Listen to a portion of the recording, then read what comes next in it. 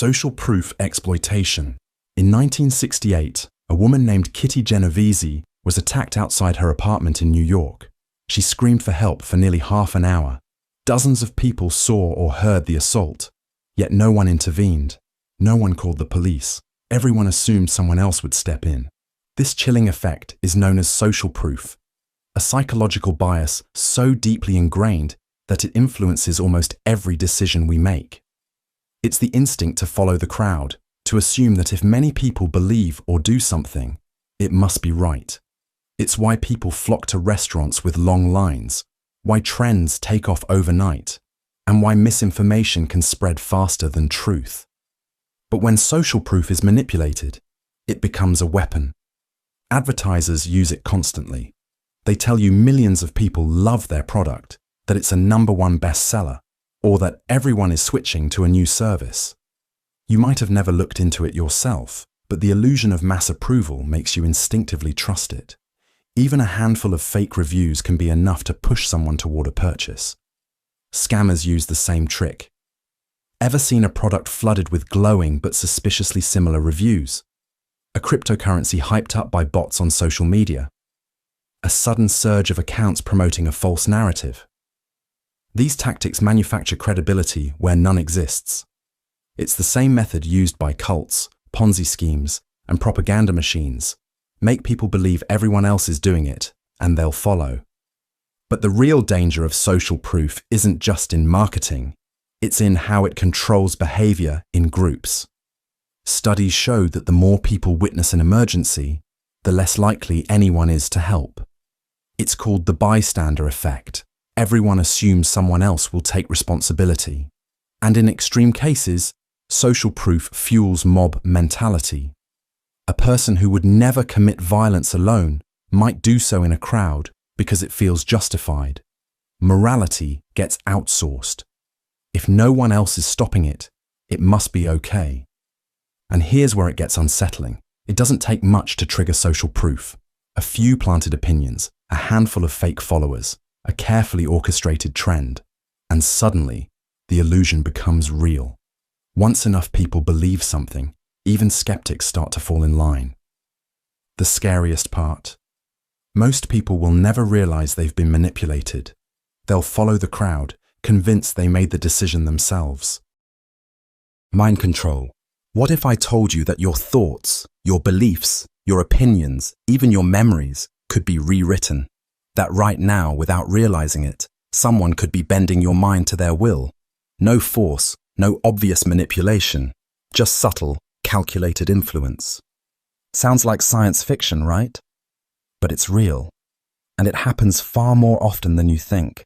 Take the Stanford prison experiment, one of the most infamous psychological studies ever conducted.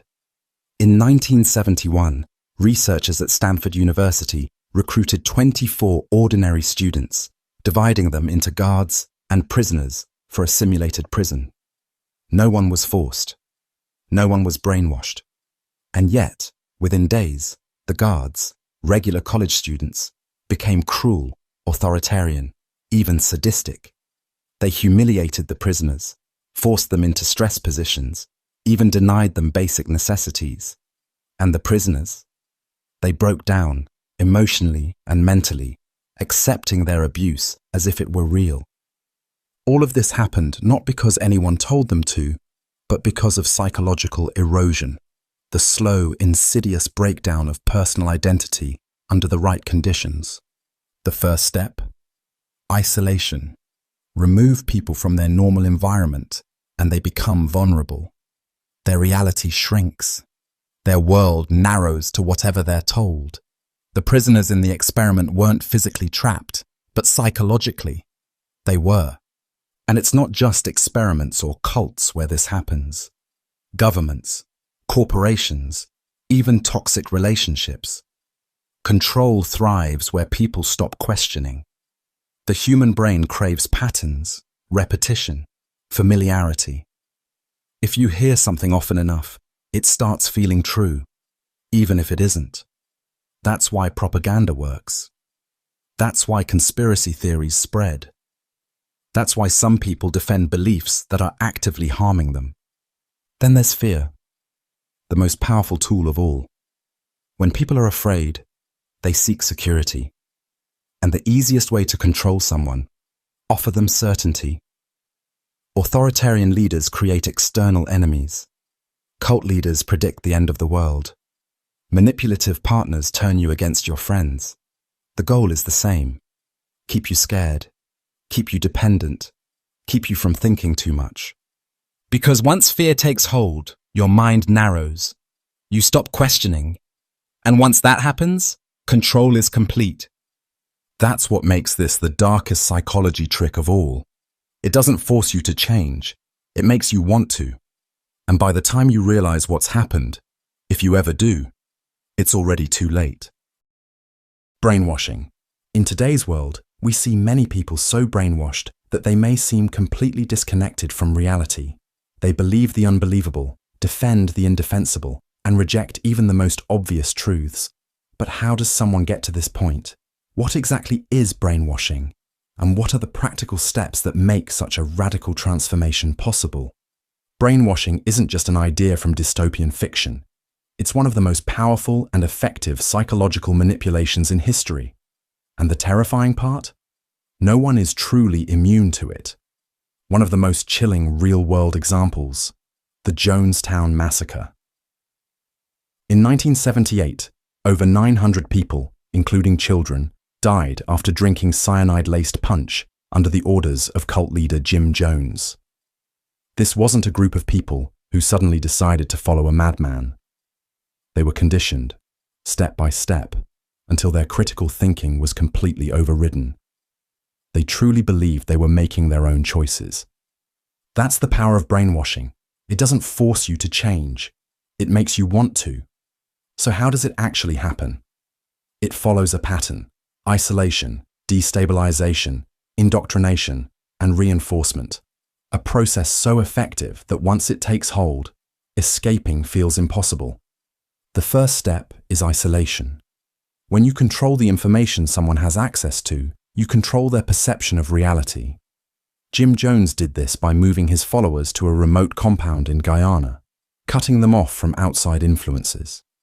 In everyday life, this happens in media bubbles, extremist groups, and even in toxic relationships, where only one perspective is constantly reinforced.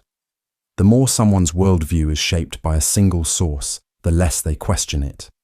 Next comes destabilization, breaking down a person's mental defenses. This is done through exhaustion, fear, and confusion. Cults use long sermons, erratic punishments, and emotional breakdowns. Governments use constant crisis narratives, making people feel like the world is too chaotic to understand without their guidance. The more mentally drained someone becomes, the more they rely on the manipulator to make sense of things for them.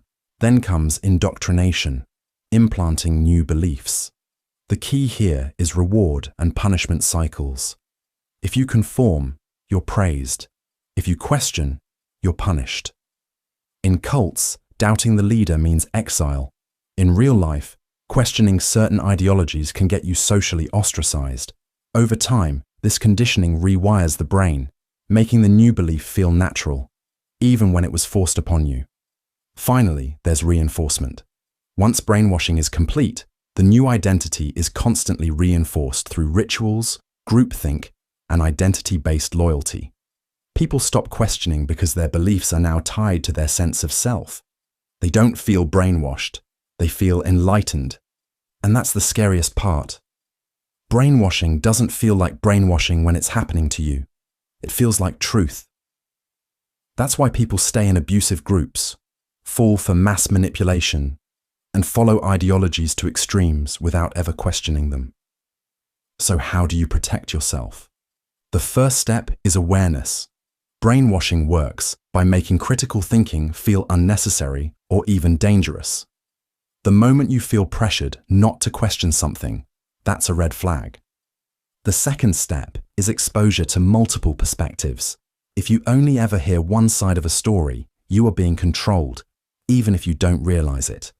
And the third step, pay attention to emotional manipulation. Fear, guilt, outrage. These are the tools used to override logic. Whenever your emotions are being used to shape your beliefs, stop and ask yourself, who benefits from me thinking this way? Because once your mind is rewritten, you won't even realize it happened. What happens if someone keeps telling you that you're insane? At first, you'd reject it. You know who you are. You trust your own mind. But over time, something shifts. Maybe you are a difficult person. Maybe you do overreact. Maybe you're not as rational as you thought. And if enough doubt creeps in, you might start believing the one thing you never thought possible. Maybe they're right. This is gaslighting, a psychological weapon designed to make you question your own perception of reality. It's not just lying. It's erasing truth itself and replacing it with something more convenient for the manipulator. And the worst part, by the time you realize what's happening, if you ever do, you're already trapped. The term comes from a 1944 film, Gaslight, where a husband slowly convinces his wife that she's losing her mind. He dims the lights in their home, then denies that anything has changed when she notices. The goal? To make her doubt herself so completely that she becomes dependent on him. But this isn't just a movie trope. It's a real-world manipulation tactic used in toxic relationships, cults, politics, and even corporations. Gaslighting works because it destabilizes reality itself. It starts subtly. The manipulator denies things they've said or done, even when there's proof. I never said that. You're making things up. At first, you argue back. But over time, hearing the same denials over and over chips away at your confidence. Next, they attack your ability to think clearly. You're always so dramatic. You overanalyze everything. Soon, you start doubting your own judgment, convincing yourself that maybe you are the problem. Then comes emotional manipulation. Any reaction you have is dismissed. Why are you so sensitive? You always blow things out of proportion. The goal is to make you question your right to feel the way you do. Eventually, you start second-guessing your own emotions, apologizing when you shouldn't. And then, the final step, isolation. Gaslighters don't want you hearing outside perspectives, so they slowly cut you off from other influences. They tell you your friends are making you paranoid, that your family doesn't really understand you. Bit by bit, they become the sole authority on what's real. At this stage, they don't need to manipulate you anymore. You do it to yourself. You stop questioning them. You silence your own doubts before they even have a chance to surface. You accept their version of events, not because you want to, but because your mind no longer trusts itself to disagree. Gaslighting is terrifying because it doesn't just manipulate your thoughts, it rewrites who you are. It makes you abandon yourself, handing over control to someone else without even realizing it.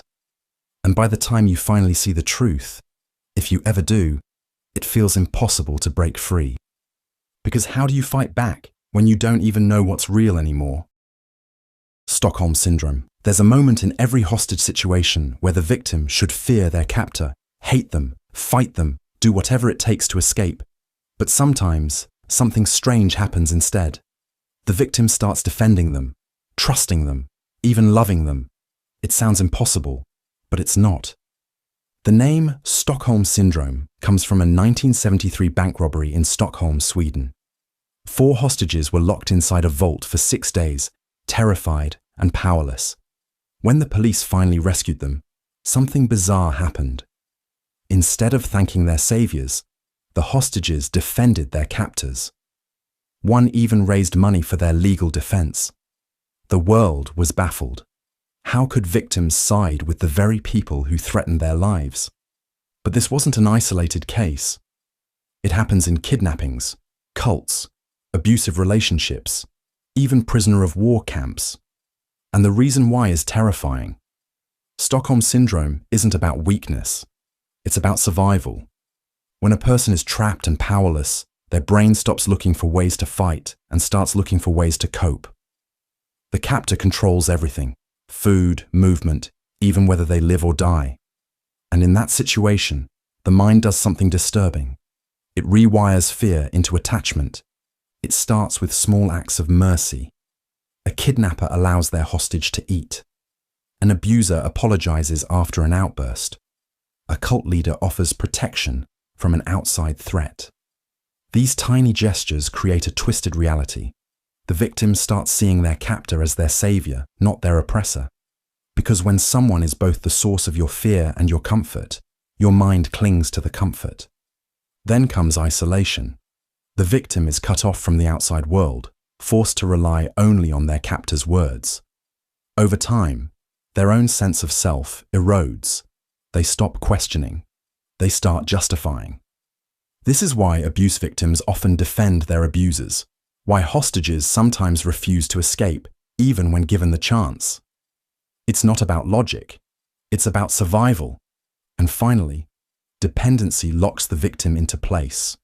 When their only way to stay safe is to keep their captor happy, they stop resisting. They start working for them instead of against them. They might even feel gratitude, loyalty, love. This is why Stockholm Syndrome is so terrifying.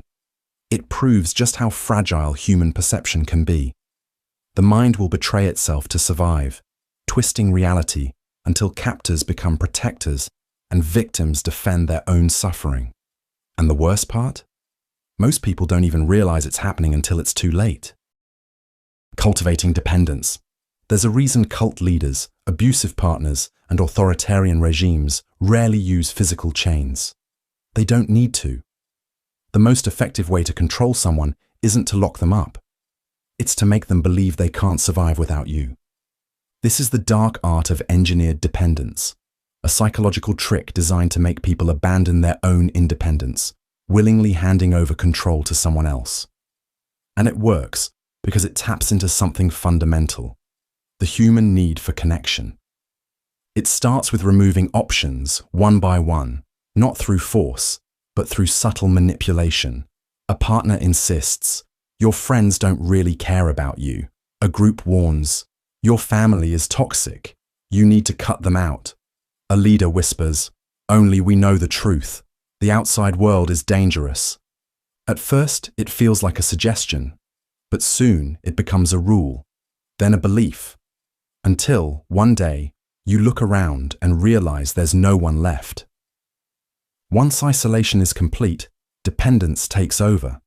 The manipulator becomes the only source of validation, approval, security, even basic needs. They create problems only they can solve. They withhold kindness until obedience is guaranteed. In extreme cases, they control finances, decisions, even movement. The victim stops making choices for themselves, not because they don't want to, but because they've been conditioned to believe they can't. And here's the cruelest part. The victim thinks it's their choice. They aren't locked away. They aren't physically restrained, but they stay. Because their world has been rewritten so completely that leaving feels like stepping off a cliff. This method has been used throughout history. Cults sever members from friends and family, making the leader their only trusted source of truth. Abusive partners erode self-confidence until their victim believes they are nothing without them. Totalitarian governments censor information, ensuring their citizens feel powerless without the system that controls them. And once someone has been broken down like this, they don't need to be forced to stay. They will choose to. Even when escape is possible, even when the doors are wide open, they hesitate. Because when your identity has been shaped around someone else's control, freedom doesn't feel like freedom. It feels like a threat. Learned helplessness. In 1973, Patty Hearst, a wealthy heiress, was kidnapped by a militant group called the Symbionese Liberation Army. At first, she resisted. She was beaten, locked in a dark closet, and isolated for weeks. But then, something terrifying happened. Months later, she was seen holding a gun, robbing a bank alongside her captors. The world was stunned. How does someone go from being a victim to willingly committing crimes with the very people who tortured them? This wasn't just a hostage situation. It was a textbook case of psychological breakdown. It starts with breaking a person down. When someone is placed in a situation where they experience repeated punishment, failure, or isolation, Their mind adapts in a disturbing way. They stop seeing escape as an option. Even when the door is wide open, they don't run. This isn't just a theory. Psychologists first discovered it in an experiment with dogs. They placed the animals in cages with electric floors. At first, the dogs tried to escape, but after being shocked repeatedly with no way out, they gave up. And here's the terrifying part. When the cage door was finally opened, they still didn't leave. They had learned helplessness. This is what makes victims of manipulation stay, even when a way out exists. How does this happen to people? It begins with unpredictable reward and punishment. One day, the captor is kind. The next, they're cruel. The victim never knows what to expect. Their brain becomes stuck in survival mode, too exhausted to fight back. Then comes self-doubt. The manipulator chips away at the victim's ability to think for themselves. They're told they're weak, foolish, incapable. Slowly, their confidence erodes to nothing. Eventually, they begin to believe they need their abuser to survive. Next is isolation. Friends, family, outside perspectives, all cut off. Without anyone to remind them of who they were before, their world shrinks. Their thoughts become controlled by their captor. And finally, forced dependence. The victim relies on their abuser for food, shelter, even basic human connection. By this stage, they might not just accept their captivity, they might defend it. Just like Patty Hearst did, they don't just stay. They become active participants in their own entrapment. This is why people remain in abusive relationships. Why prisoners of war form emotional bonds with their captors. And why high control groups keep their members submissive. It's not weakness. It's not stupidity. It's survival. The brain prioritizes safety over freedom. When someone is trained to believe escape is impossible, they won't even try. And that's what makes learned helplessness so terrifying. The most dangerous thing a manipulator steals isn't someone's freedom. It's their belief that freedom was ever possible in the first place. Love bombing. At first, it feels like something out of a movie. The attention is intoxicating. The affection is overwhelming. You've finally found someone who sees you, really sees you. They flood you with compliments, send constant texts, tell you you're special, that they've never met anyone like you. It's intense, exhilarating, almost too perfect. And that's because it is. This is love bombing, a psychological trick designed to make someone emotionally dependent before pulling the rug out from under them. It's not about genuine affection. It's a setup, a carefully crafted illusion. Love bombing works by hijacking the brain's reward system. When someone floods you with extreme positivity, your brain releases dopamine, the same neurotransmitter involved in addiction. It's a high, an emotional rush that feels impossible to walk away from. And that's exactly the point. In relationships, it might look like extravagant gifts, rushing intimacy, or intense declarations of love after only a few days. In friendships or workplaces, it's an instant connection, relentless praise, and flattery that feels almost surreal. But the real trick isn't in the excess, it's in the reversal. Because once the victim is hooked, the withdrawal begins. The good morning texts stop, the warmth fades, the compliments turn into cold indifference, or worse, criticism. Suddenly, the person who made you feel like the most special person in the world pulls away, leaving you scrambling to understand what went wrong. And here's where the real manipulation happens. Instead of recognizing the pattern, the victim blames themselves. They analyze every conversation, lower their boundaries, and work harder to fix what they think they did wrong. They chase the affection, not realizing that the honeymoon phase was never real to begin with. This cycle, intense affection followed by sudden emotional starvation, is a psychological trap. It's called intermittent reinforcement, the same mechanism that makes gambling so addictive. The victim never knows when the affection will return, so they keep chasing it, tolerating worse and worse treatment, just for another hit of that early euphoria. It's a tactic used by narcissists in relationships, by cult leaders to keep followers obedient, even by toxic workplaces to manipulate employees into loyalty. The unpredictability creates an emotional roller coaster, where the victim is so focused on regaining the high that they don't realize how much control they've lost. By the time they see the pattern, it's already too late. They're exhausted, isolated, doubting their own instincts. Fear-mongering. Fear is the oldest form of control. It overrides logic, crushes independent thought, and turns people into willing followers. When someone is afraid, they don't analyze, they don't question. They just want to feel safe. And that's what makes fear-mongering and anxiety induction one of the most dangerous psychological tricks ever used. History is filled with examples of fear being weaponized to control entire populations. One of the most infamous, the Salem witch trials. In the late 1600s, paranoia gripped an entire town. People believed witches were lurking among them, hiding in plain sight.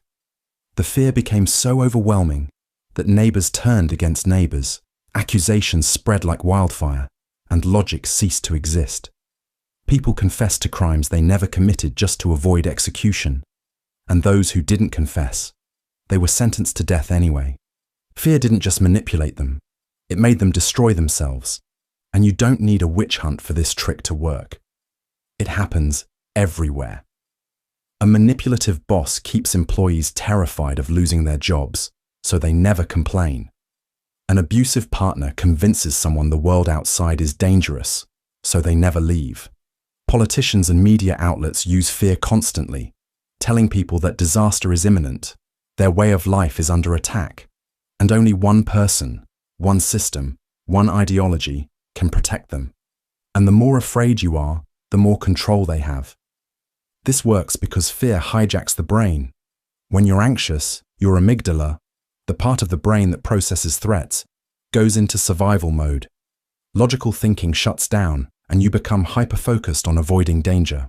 In that moment, whoever offers you a way out, whether it's a leader, a product, or a belief system, becomes the person you cling to for security. This is why fear-based marketing is so effective. Ads don't just sell products, they sell protection. Without this cream, you'll age faster. Without this insurance, you'll be ruined. Without this security system, you won't be safe in your own home. The fear is planted, and the solution is immediately presented.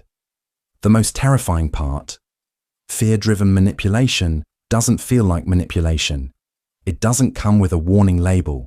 It feels like concern, like preparation, like a necessary precaution. But if someone is constantly feeding your fears, keeping you anxious, and offering themselves as the only solution, step back and ask why. Because the moment fear stops being a warning and starts being a leash, someone else is holding the other end. Guilt tripping. There's a way to control someone without force, without threats, without a single raised voice. You don't have to argue, persuade, or command. All you have to do is make them feel guilty. Guilt tripping and shame inducement are some of the most powerful psychological weapons, capable of turning people into puppets without them ever realizing it. The victim believes they're acting out of free will, when in reality, their emotions are being manipulated like strings on a marionette. Think about it. How many times have you done something, not because you wanted to, but because you felt bad if you didn't? Maybe you agreed to a favor even though you were exhausted. Maybe you apologized for something that wasn't your fault. Maybe you stayed in a toxic relationship because leaving would make you feel like a terrible person. That's guilt tripping in action, and it's terrifyingly effective. The trick is simple. First, the manipulator plants the seed of guilt, subtly twisting reality to make the victim feel responsible for their suffering. A parent sighs, "After everything I've done for you, this is how you treat me." A friend says, "I guess I just don't matter to you anymore."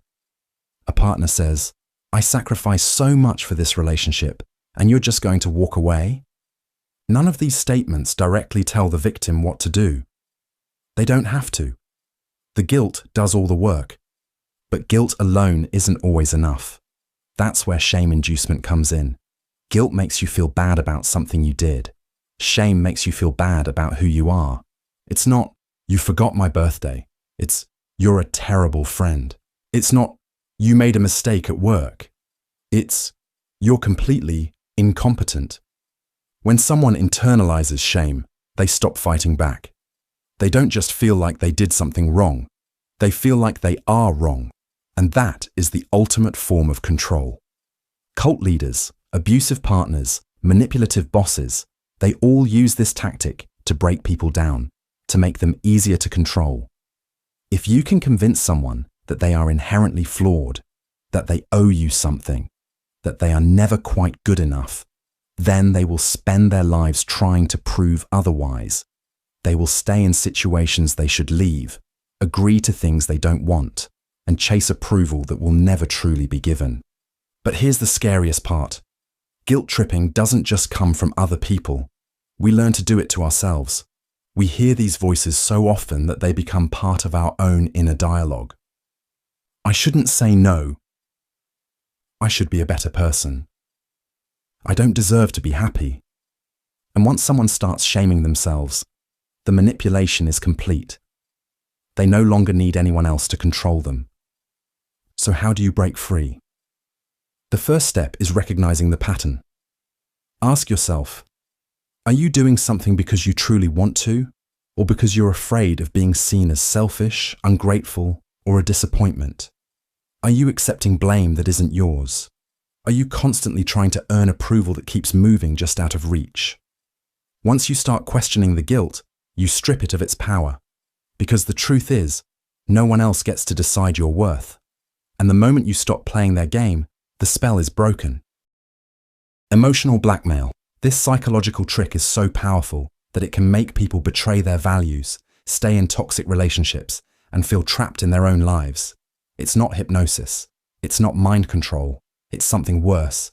And the scariest part, most people don't even realize it's happening to them. Picture this. A mother tells her child, "If you leave me and move away, I don't know how I'll survive." A partner says, "If you really loved me, you wouldn't question me." A friend warns, "After everything I've done for you, you owe me." These aren't just guilt trips, they're calculated forms of control. This is emotional blackmail, a psychological manipulation tactic where someone exploits your emotions, fear, guilt, and obligation to get what they want. They don't ask. They don't force.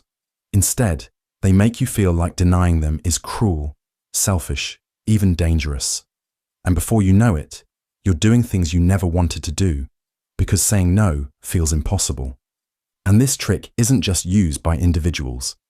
Entire groups and movements have been built on emotional blackmail. Take organized crime. Mob bosses have used this tactic for decades. A perfect example, the mafia. They don't just rely on threats of violence.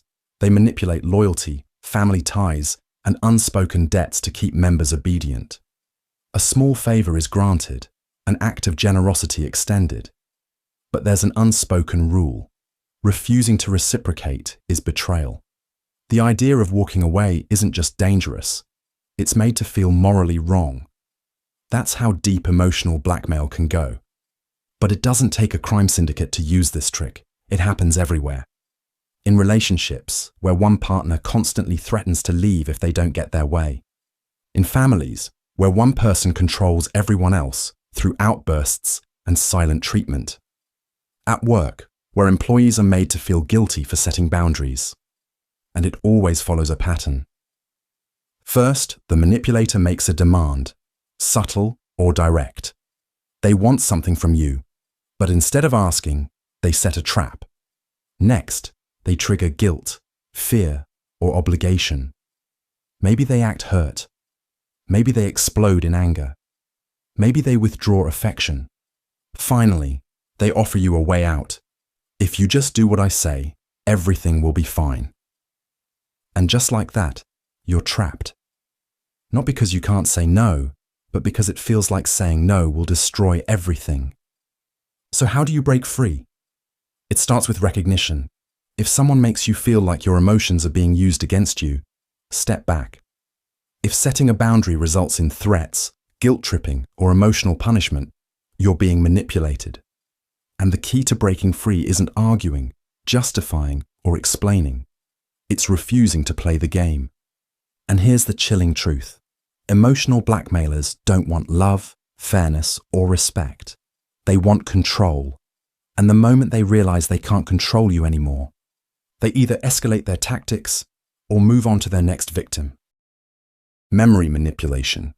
What if I told you that some of your memories, the moments you swear happened exactly as you recall, might be completely false? That someone could plant a memory in your mind, and you would believe it just as firmly as your real experiences. It sounds like science fiction. But in reality, memory is one of the most fragile, easily manipulated aspects of the human mind. And that makes it a perfect tool for control. Take the infamous Lost in the Mall experiment by psychologist Elizabeth Loftus. Participants were told stories about their childhood, some real, some completely fabricated. One of them was simple. As a child, they had once been lost in a shopping mall. At first, the subjects had no memory of this, but after repeated questioning and subtle suggestions, many of them began remembering details. Who found them? What the mall looked like? How they felt? They swore it had happened, even though it never did. Their minds had filled in the blanks, constructing a completely false memory. This wasn't just people misremembering. This was memory being rewritten. Our brains don't store memories like a camera, capturing moments in perfect clarity. Instead, every time we recall an event, we reconstruct it, pulling together fragments, filling in gaps, and, without realizing it, changing the details. And here's the terrifying part. The more you recall a memory, the less accurate it becomes. This means that, with the right influence, someone can alter your past. They can change how you remember events, reshape your emotions, and even convince you of things that never happened. One of the easiest ways to manipulate memory is through suggestion. A simple phrase like, "Are you sure that's what happened?" Or "I remember it differently" introduces doubt. Your brain, wanting to maintain consistency, starts adjusting its recall to match the new version of events. Over time, you adopt the false memory as your own. Then comes reinforcement. If multiple people confirm the false memory, whether they're lying or just misremembering, it becomes reality. Social agreement is one of the most powerful tools for shaping memory because the brain values collective certainty over individual doubt. If everyone else remembers it that way, maybe you're the one who's wrong. And this isn't just some harmless quirk of the mind. History has seen terrifying uses of memory manipulation. False confessions in criminal cases have been extracted by police interrogators, reconstructing events until the accused believes in their own guilt. In abusive relationships, manipulative partners rewrite history, convincing victims they were at fault for things they never did. Governments and propaganda machines have altered historical narratives, reshaping public perception to serve their agendas. Memory is the foundation of identity. It shapes who we are, what we believe, and how we see the world. But what happens when someone else takes control of it? If your past can be rewritten, then so can your future. And by the time you realize your mind has been altered, if you ever do, it's already too late. Triangulation, a psychological trick so subtle it can turn the most confident person into an anxious wreck. It makes people question their worth, their relationships, and even their grip on reality, without them ever realizing it's happening. This is triangulation and jealousy induction, one of the most effective manipulation tactics used in toxic relationships, workplaces, and even politics. At its core, triangulation is about introducing a third person, real or imagined, into a dynamic to create tension, competition, or insecurity. It's a classic move in manipulative relationships. A controlling partner casually mentions how attractive or successful someone else is. They compare their victim to an ex, implying they aren't measuring up. Sometimes, they even fabricate outside interest just to provoke a reaction. It doesn't seem like direct manipulation at first. It's just a comment, just a story, just a harmless observation. But over time, it changes everything. Because the victim starts to compete for validation. They feel replaceable. They work harder to prove themselves. They stop focusing on whether the relationship is healthy and start obsessing over how to be good enough. Jealousy induction is the next step. Instead of just mentioning a third party, the manipulator actively stirs doubt and insecurity. They flirt in front of their partner. They praise someone else excessively. They make sure their victim sees the attention they supposedly receive. And with every calculated move, the victim grows more desperate for reassurance, because the more unstable they feel, the easier they are to control. And this isn't just in romantic relationships. It happens everywhere. In workplaces, a toxic boss pits employees against each other, constantly favoring one person over the rest to keep everyone on edge. In families, a parent compares their children, creating rivalry instead of connection. In politics, leaders divide people into factions, turning them against each other to maintain power. But why does it work? Because humans are wired for social validation. When someone we care about or respect suddenly introduces competition, our brains go into survival mode. We crave reassurance. We want to be chosen. And that desperation makes us vulnerable, willing to do anything to regain favor. The true danger of triangulation is how it rewires thinking. It shifts the victim's focus from, is this relationship good for me, to what can I do to be good enough? It fosters paranoia, self-doubt, and emotional dependence, all while making the manipulator seem desirable, powerful, or in control. So how do you stop it? First, recognize the pattern. If someone is making you feel like you're in constant competition, step back and ask, who benefits from this? Healthy relationships don't require you to prove your worth against someone else. Second, refuse to play the game. The moment you stop reacting, the manipulator loses power. And finally, prioritize self-worth. The stronger your sense of value, the harder it is for someone to manipulate you with comparison and jealousy. At its core, triangulation is a game of control designed to keep people emotionally unstable and seeking approval. But once you see it for what it is, you don't have to play. And the moment you refuse to play, the game is over. Playing on insecurities. Everyone has insecurities, small whispers of doubt that creep into the back of your mind. Am I good enough? Do they really like me? What if I fail? Now imagine someone knowing exactly what those insecurities are and using them to control you. This is one of the darkest psychological tricks, weaponizing insecurities to manipulate behavior. And it happens everywhere. In relationships, in workplaces, in politics, even in the ads you see every day. One of the most infamous examples, Bernie Madoff's Ponzi scheme. He didn't just steal billions, he exploited his victims' deepest fears. He preyed on wealthy investors who feared missing out. He made them feel special, chosen, part of an exclusive club. And once he had them hooked, he used their greed, self-doubt, and desire for status against them. The result?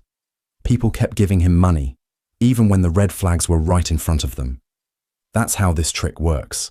It starts by identifying someone's deepest fears or desires, then twisting them. A romantic partner subtly makes you feel unattractive, so you seek their validation.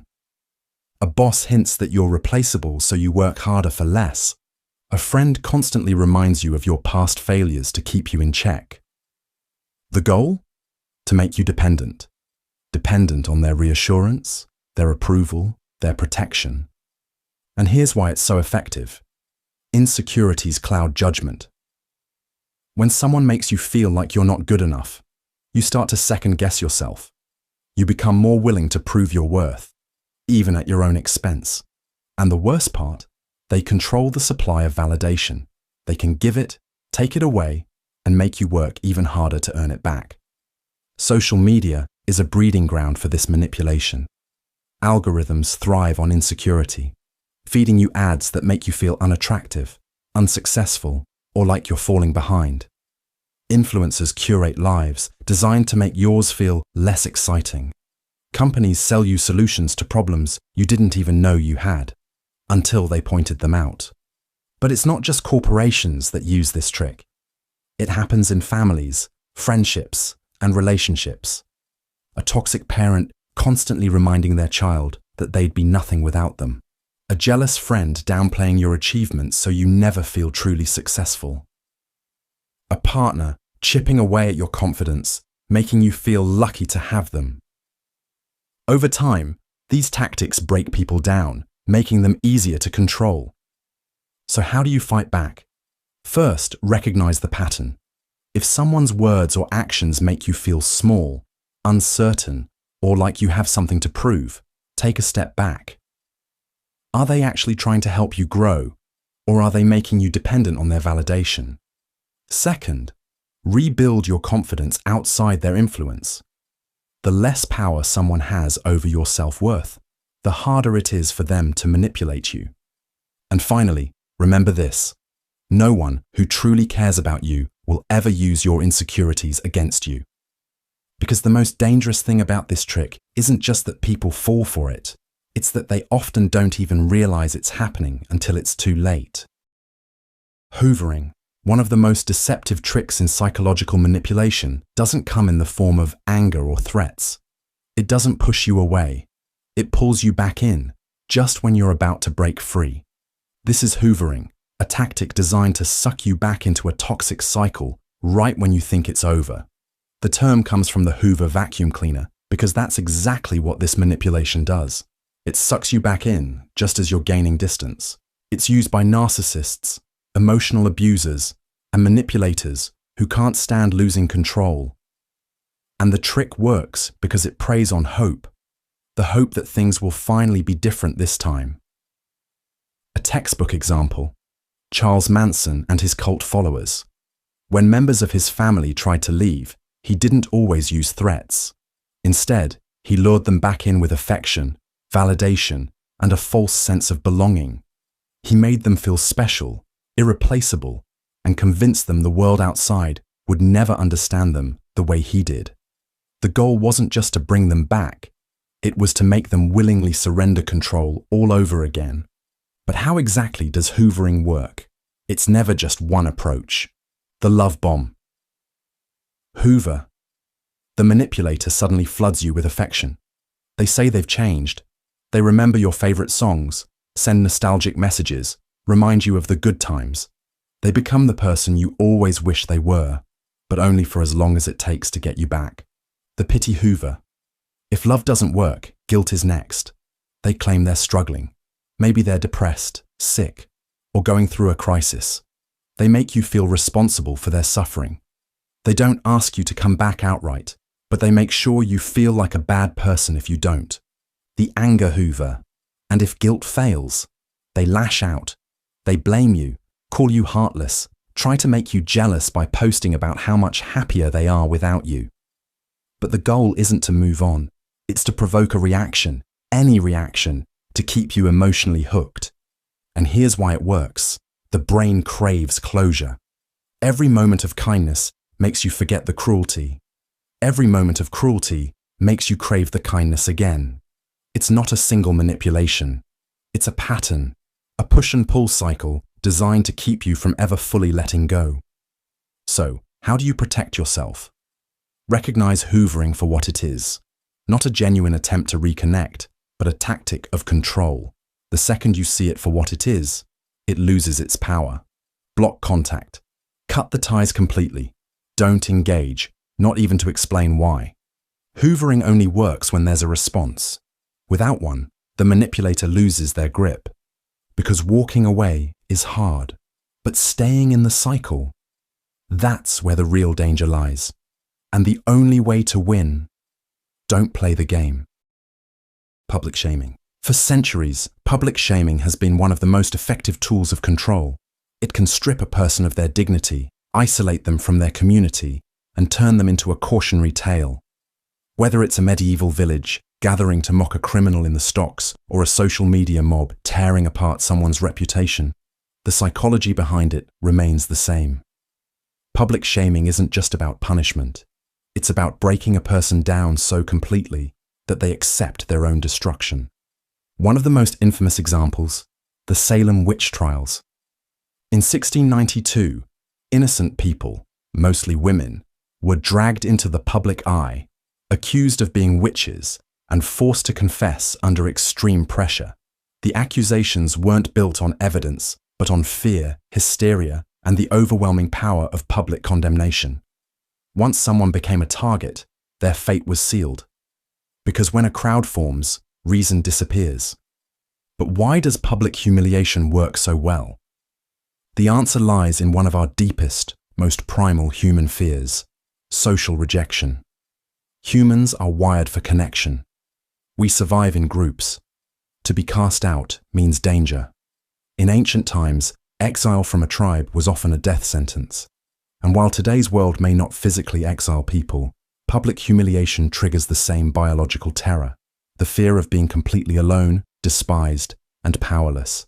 And it doesn't just happen on a massive scale, it happens everywhere. In workplaces, where a boss ridicules an employee in front of others. In classrooms, where a student is shamed for making a mistake. In relationships, where one partner humiliates the other in front of friends. It's a power move designed to make the victim feel small, weak, and dependent on the person or group that shamed them. And here's where the psychological trap deepens. After the humiliation, many victims seek approval from their abuser. Instead of fighting back, they try to regain acceptance, making them even easier to manipulate. And now, social media has taken public shaming to a new level. A single mistake, a poorly worded tweet, a misunderstood joke. Within hours, thousands of strangers become judges, juries, and executioners. The larger the crowd, the less individual responsibility anyone feels. It becomes a feeding frenzy of outrage. And once someone has been branded as bad, the internet rarely forgives.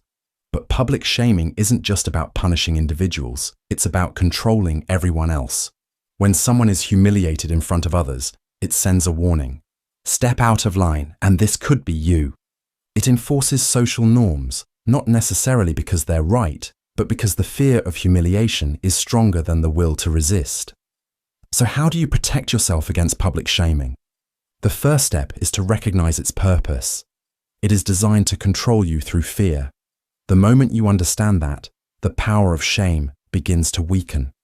Refusing to engage with it, standing your ground, and rejecting the guilt trap are the strongest ways to break free. Because the true trick of public humiliation is that it relies on one thing: your belief that you deserve it.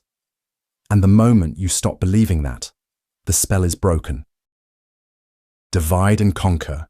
Two people, once inseparable, suddenly find themselves questioning everything about each other. The trust they built over years starts to crack, not because of anything they did, but because someone else wanted it that way. A rumor here, a twisted truth there. Small calculated actions designed to drive a wedge between them. And once that wedge is deep enough, the person who planted it owns the game.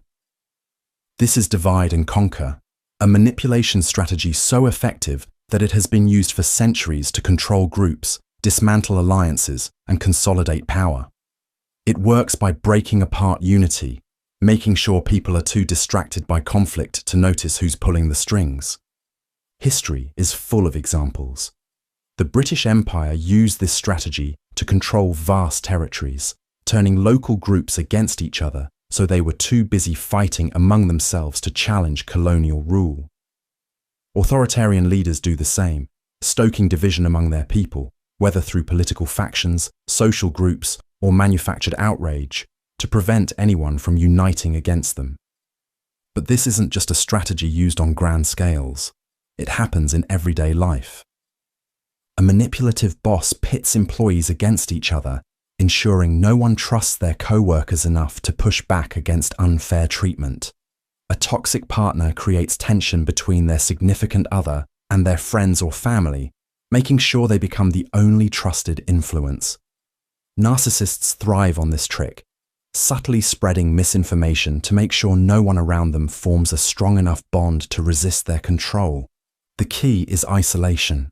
When people no longer trust each other, they become dependent on the manipulator. They seek validation, approval, and direction from the only person who seems reliable, the one who caused the division in the first place. That's when control is complete.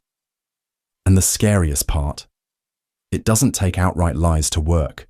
Just a small distortion of the truth, a missing piece of context, a carefully timed exaggeration. The result? Allies turn into enemies, and the one pulling the strings remains untouchable. Scapegoating. History repeats itself, not because people don't learn, but because manipulation works. And one of the oldest, most dangerous psychological tricks is scapegoating, the art of blaming a single person or group for problems they didn't create. It's a tactic so powerful that it has fueled witch hunts, toppled governments, and destroyed countless lives. A perfect example: the Salem witch trials. In the late 1600s, paranoia gripped the Massachusetts Bay Colony. Strange illnesses, crop failures, rising tensions. People needed answers. And instead of facing the complexities of reality, they turned to a simple, chilling conclusion: witchcraft. Dozens of people, mostly women, were accused with little to no evidence. Neighbors betrayed neighbors. Executions followed. And yet, the real problem, the fear and instability brewing beneath the surface, remained untouched.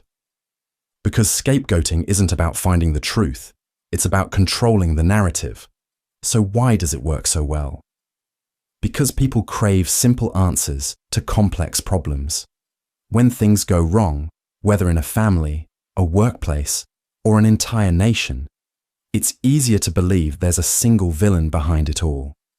Admitting that problems are complicated, that they might not have one neat explanation, is uncomfortable. Blame brings relief. It gives people the illusion of understanding, even if that understanding is completely false. And this trick isn't just used in history books.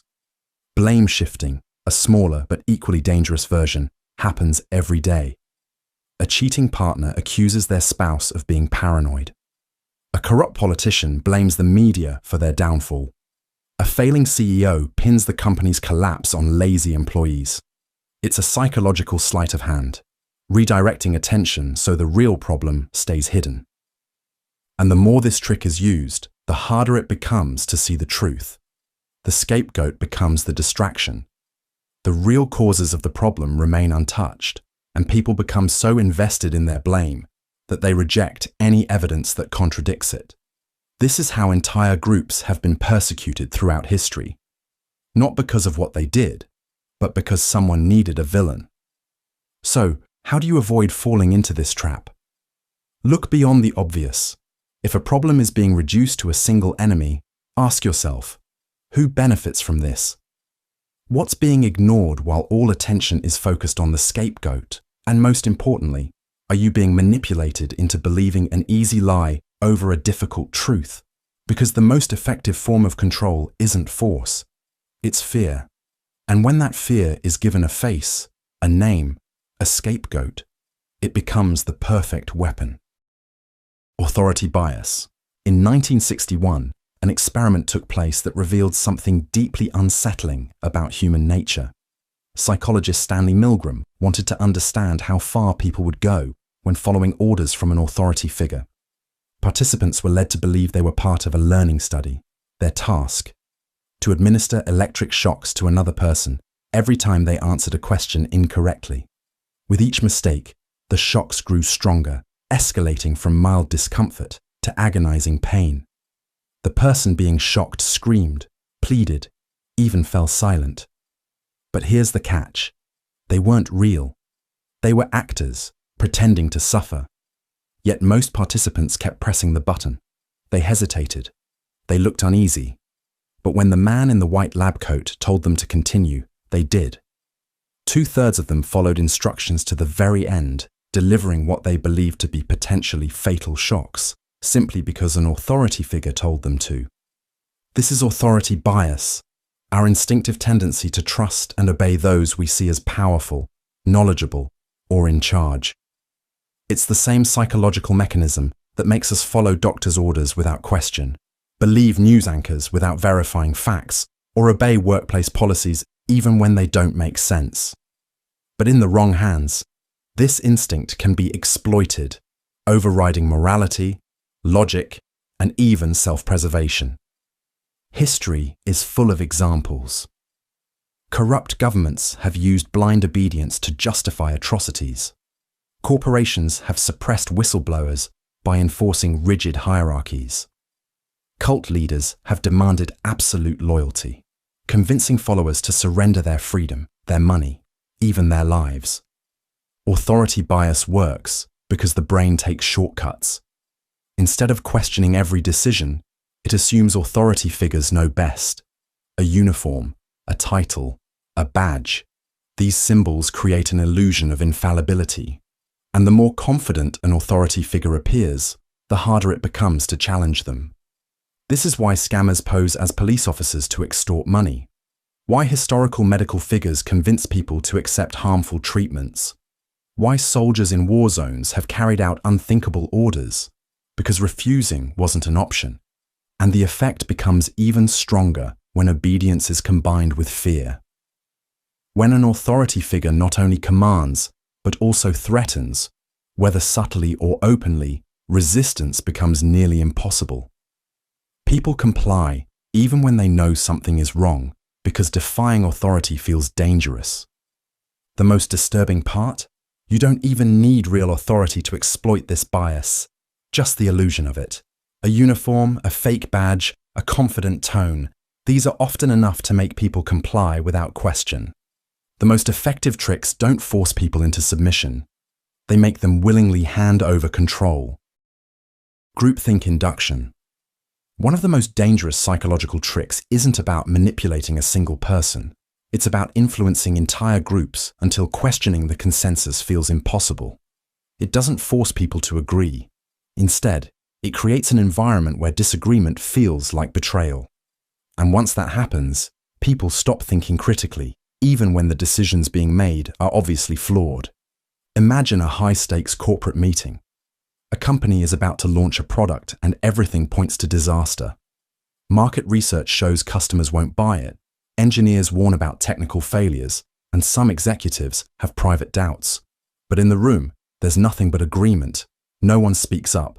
No one challenges the decision, not because they don't see the problem, but because no one wants to be the outlier. This is groupthink, a psychological phenomenon where the need for unity overrides logic, skepticism, and even self-preservation. When people are part of a group, they instinctively prioritize harmony. Dissent feels uncomfortable. Doubt makes you an outsider. And when the loudest, most dominant voices set the tone, everyone else follows, often without realizing it. It happens gradually. Maybe an authority figure expresses a strong opinion, and others instinctively align with it. Maybe the group values agreement so much that disagreeing feels like an attack. Over time, the pressure to conform becomes stronger than the pressure to be right. People suppress their doubts, rationalize bad ideas, and convince themselves that if everyone else agrees, it must be the right decision. And the consequences? Disastrous. History is full of catastrophic decisions fueled by groupthink. Failed military invasions, financial collapses, political disasters. Moments where, in hindsight, the flaws were obvious, but no one spoke up when it mattered. And the most dangerous part, inside the groupthink bubble, people don't feel manipulated. They believe they're thinking for themselves. But in reality, they're just echoing the voices around them. Cultivating a false identity. Some manipulators don't just lie, they become the lie. They shape their identities to fit whatever will make people trust them, molding themselves into whoever they need to be. This isn't just deception, it's performance. And when done well, it's nearly impossible to detect. Frank Abagnale, the real-life con artist behind Catch Me If You Can, pulled off one of the most audacious identity scams in history. Before the age of 21, he had successfully posed as a pilot, a doctor, and a lawyer, bluffing his way into positions of authority with nothing but charm, confidence, and carefully chosen details. His entire persona was an illusion, but it worked because he understood a fundamental truth. People don't question what looks real enough. We instinctively judge others based on surface-level cues. Someone who acts like they belong, who speaks with conviction, who looks the part. Our brains fill in the gaps, assuming they must be who they claim to be. A skilled manipulator doesn't just tell lies. They create a version of themselves that people want to believe. And once they establish a false identity, something strange happens. The illusion feeds itself. Others begin reinforcing it, vouching for the manipulator, defending them, even ignoring red flags. If enough people believe the lie, it becomes reality. Cult leaders convince their followers of divine wisdom. Scammers build reputations that seem untouchable. Even entire societies have been swayed by figures who were never who they claim to be. A false identity doesn't just fool others.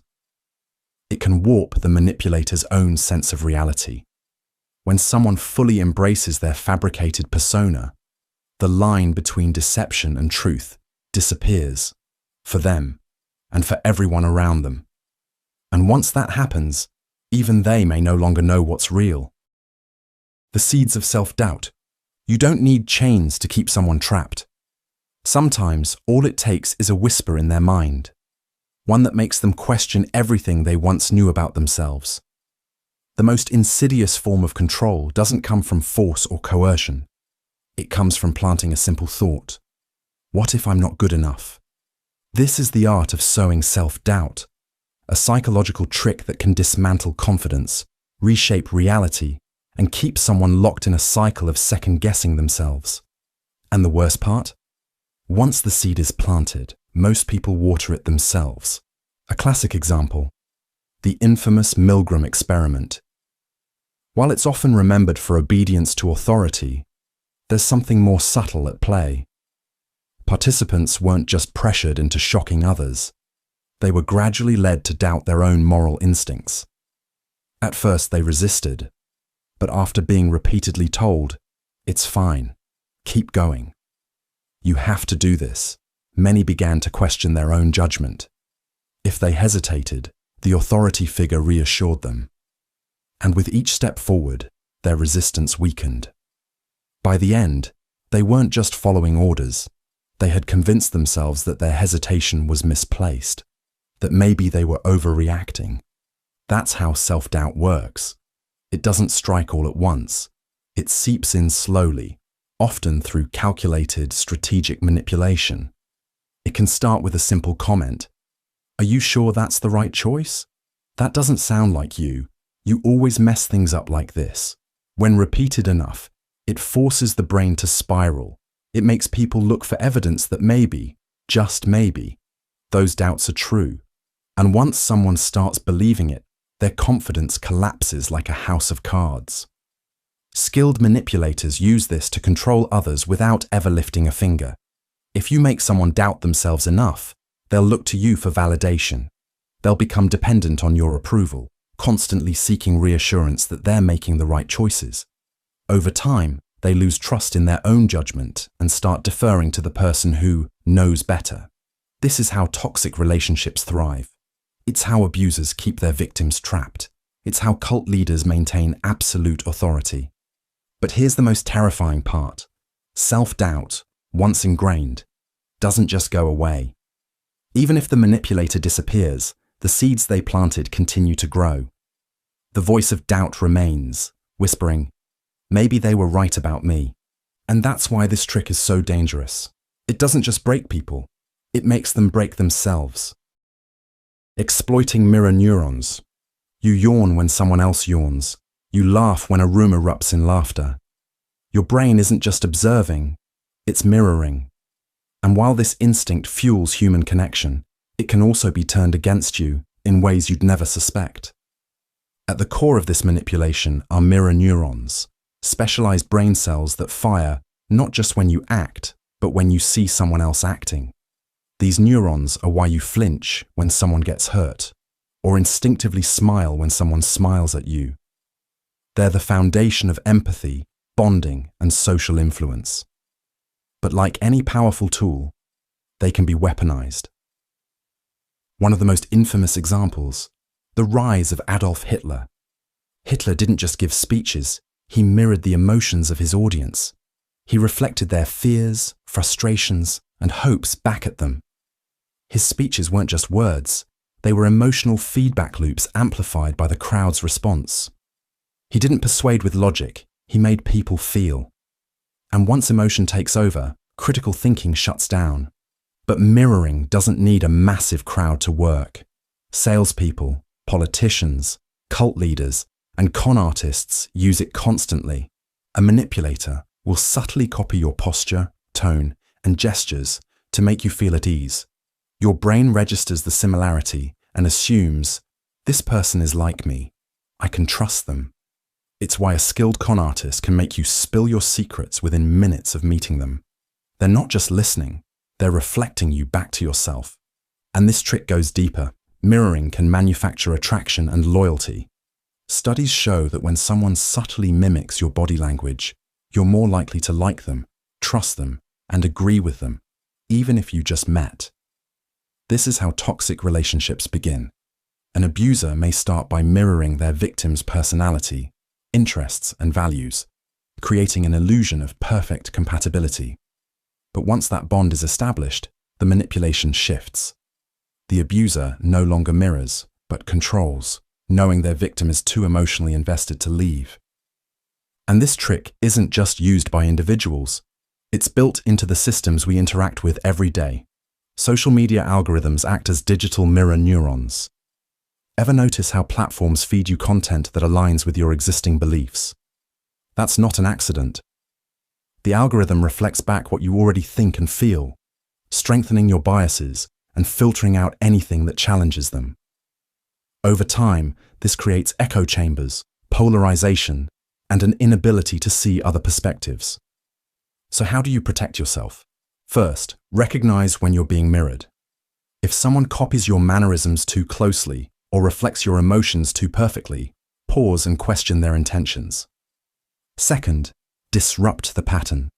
Change your posture, shift topics, or introduce an unexpected idea. A genuine person will flow naturally with the conversation.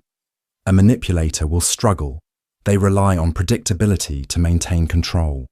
Mirror neurons make us human. They help us connect, learn, and empathize.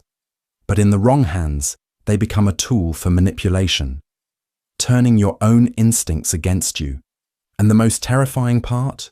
When done well, you won't even realize it's happening. Exploiting empathy. Most people see empathy as a strength, the foundation of trust, connection, and human kindness. But in the wrong hands, it's a weapon, one that can be twisted, exploited, and used to control.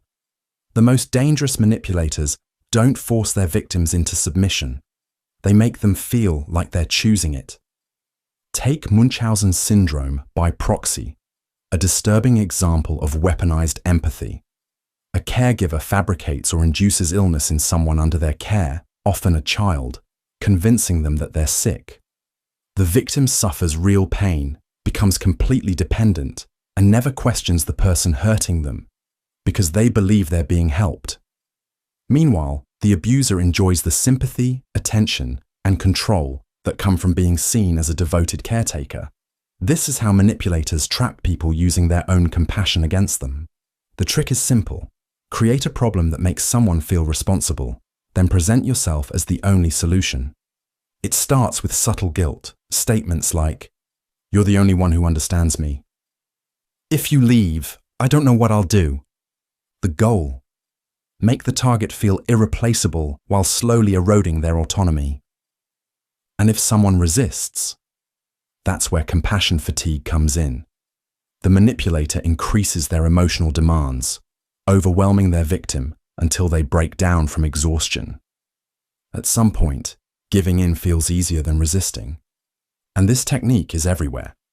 Cults convince followers to abandon their lives for a greater purpose, framing doubt as selfishness. Toxic relationships trap one partner in endless cycles of pity and guilt, forcing them to stay. Scammers pose as victims, sending desperate messages that make you feel like you're the only person who can help. And the scariest part? The more empathetic someone is, the easier they are to manipulate. Because once your compassion becomes an obligation, you stop seeing the trap and start justifying the chains.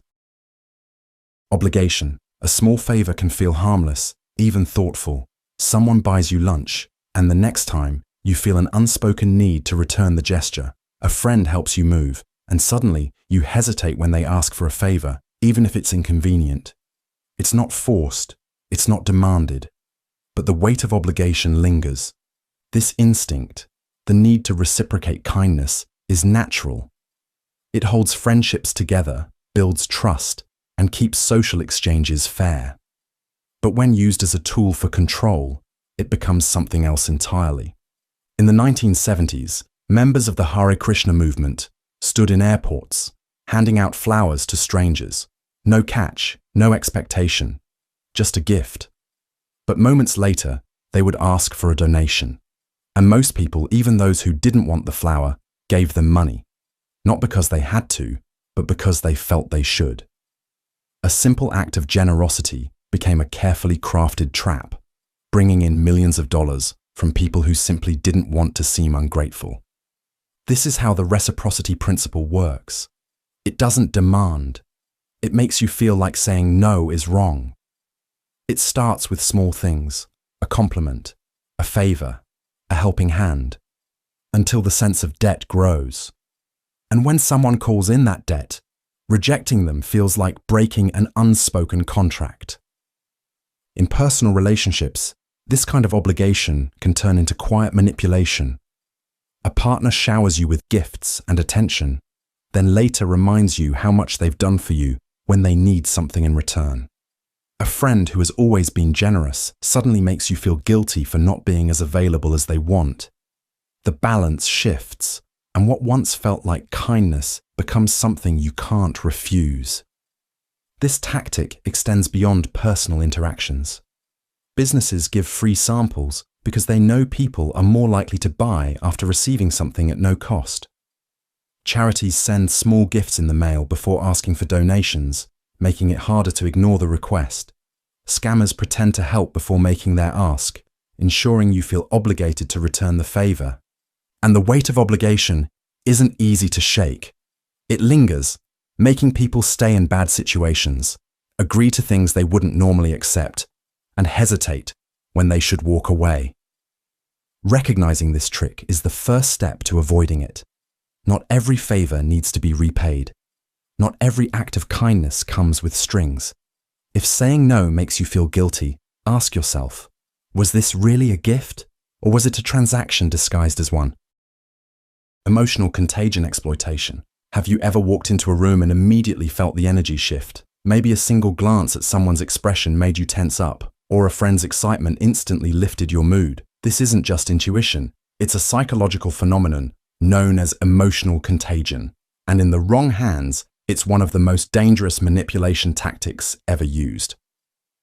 Emotional contagion is the subconscious transfer of emotions from one person to another. Humans are wired to mirror emotions. It's part of how we connect, empathize, and communicate. If someone around you is anxious, your brain picks up on their cues, body language, tone, facial expressions, and before you know it, you start feeling anxious too. This happens automatically, without conscious awareness. And that's exactly what makes it so easy to exploit. A terrifying example of this in action: mass hysteria. Take the Salem witch trials. One person shows fear, another reacts, and soon an entire town is swept up in paranoia. Nobody questions the source. They just react to the emotional waves spreading around them. The same effect plays out in financial crashes, riots, and even cult dynamics. When people around you panic, you feel the urgency too, even if there's no logical reason for it. Manipulators use emotional contagion to control people without ever needing to say, "Do this." Instead, they create an emotional atmosphere that makes people want to comply. A leader radiating confidence can make their followers ignore obvious flaws. A narcissist feigning sadness can guilt-trip someone into staying in a toxic relationship. A salesperson hyping up a product can make you feel like you need to buy it, simply because their enthusiasm is infectious. Studies show that even faked emotions can trigger genuine responses. A manipulator can manufacture anger, fear, or excitement, and the people around them will absorb and reflect those feelings without realizing they're being played. And once you're emotionally hooked, your ability to think critically starts to fade. It's why political figures rally crowds into a frenzy, why cult leaders maintain unwavering authority, and why toxic relationships often feel impossible to leave. When someone controls the emotional climate, they control the people within it. The next time you feel an emotion rising that wasn't there before, stop and ask, is this mine? Or was it planted there? Because not every feeling you experience is truly your own. Micromanipulation. Imagine this.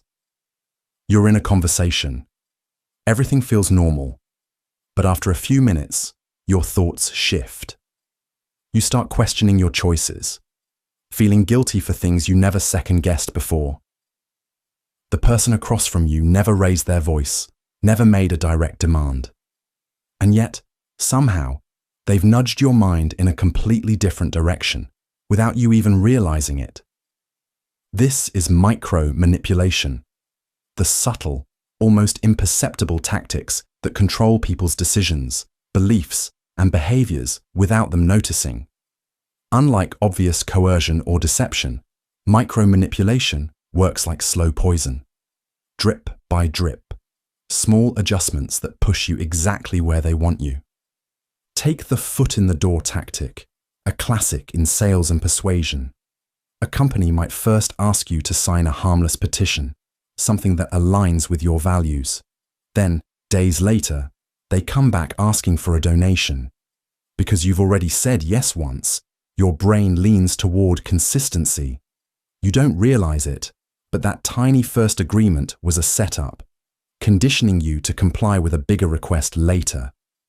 But micromanipulation isn't just about persuasion, it's about control. In toxic relationships, manipulators use this trick masterfully. Imagine a partner who never outright demands obedience, but instead raises an eyebrow, sighs at the right moment, or gives a subtle pause before responding. Over time, these tiny cues make you adjust your behavior to avoid their disapproval, even if they never explicitly asked you to change. Workplace environments can be just as dangerous. Ever had a boss who casually mentioned how another employee stayed late to finish a project? They never directly told you to work extra hours, but suddenly you feel obligated. This is how micromanipulation works, planting ideas without stating them outright. And then there's social conditioning. Micromanipulation is used on a massive scale in politics, advertising, and media. Consider how brands create artificial exclusivity. Only 5 left in stock, or this deal won't last. They're subtly influencing urgency, making you act without thinking. It's not manipulation in the way you expect, it's worse, because you still think you're making the choice yourself. One of the darkest applications of micromanipulation is in gaslighting.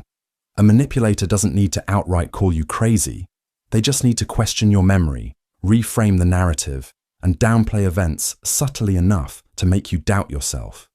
They might say, "I don't think I ever said that. Are you sure you're remembering correctly?" It sounds innocent enough, but over time, it erodes confidence, making the victim more pliable, more dependent. This is why micromanipulation is so terrifying. It doesn't look like manipulation at all. It feels like your own thoughts, your own decisions, your own reasoning. It works through gestures, phrasing, timing, and tone, all carefully calibrated to steer you in a specific direction. And the worst part, once someone masters micromanipulation, they can make you believe that their ideas were yours all along. The illusion of choice. You think you're in control. You think every decision you make is entirely your own. But what if I told you that, more often than not, your choices are being carefully orchestrated, designed to make you feel like you're in charge when, in reality, You're just following a predetermined path. This is the illusion of choice, one of the most deceptive and manipulative psychological tricks ever used. Think about a restaurant menu. You sit down, glance at the options, and decide between the steak, the pasta, or the salad. But did you ever question why those specific options are there in the first place? Why is there no burger, no sushi? The truth is, your decision was already limited before you even had a chance to think about it. This trick is everywhere, from politics to marketing to everyday interactions. And it works because people don't usually question the choices they're given. One of the most famous real-world examples: supermarkets.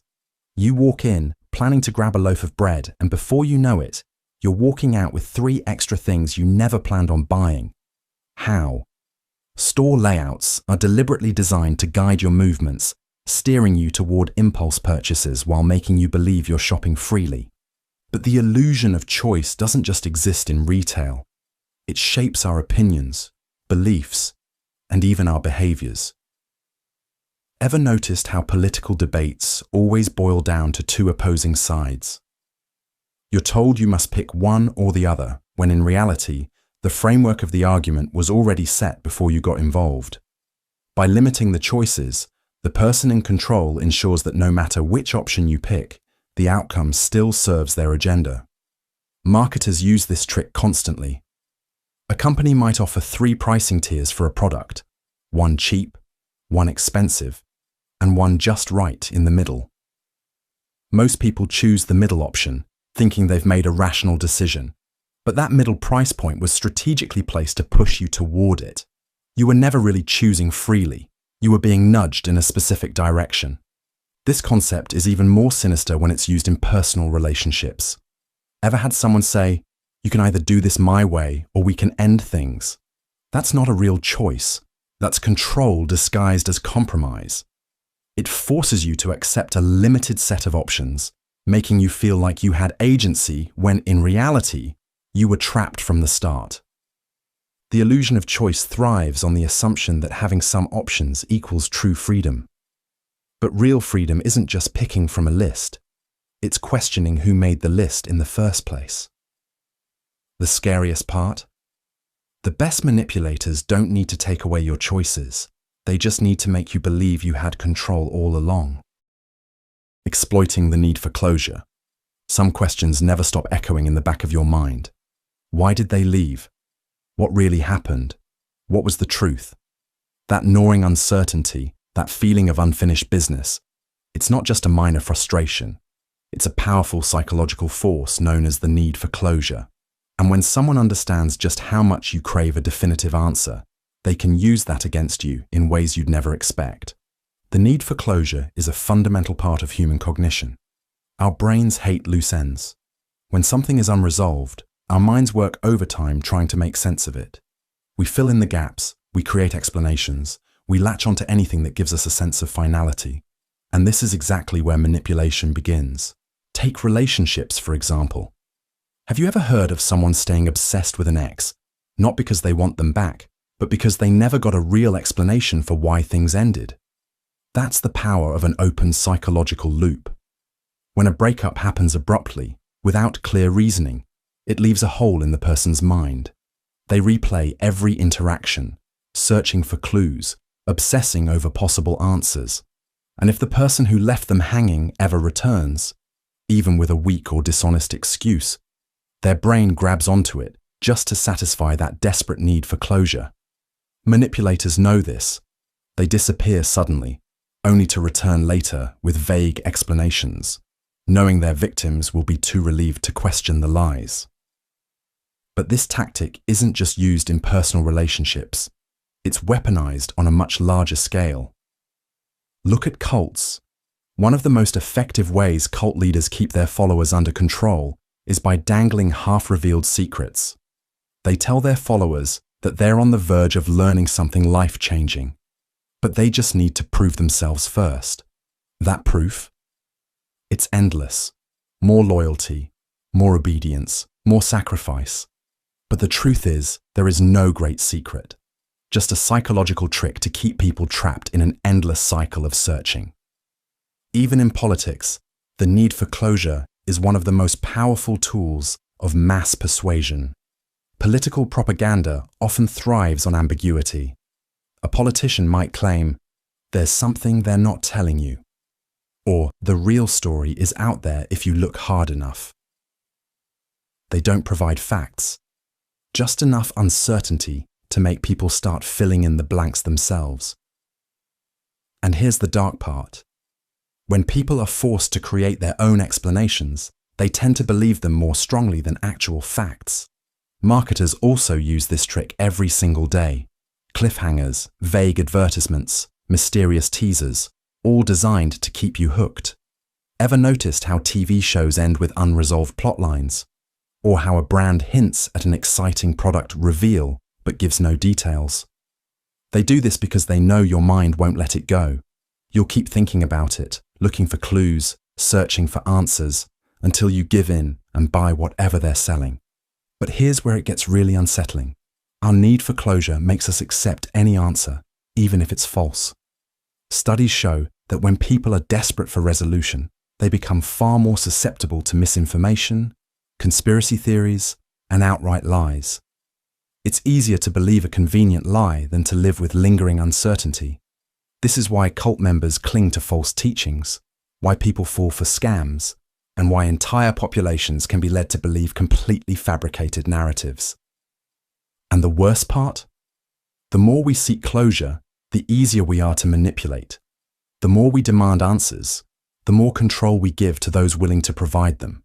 Because in the end, whoever controls the answers controls the mind, creating a sense of scarcity. Ever noticed how the moment something seems limited, exclusive, or hard to get, you suddenly want it more?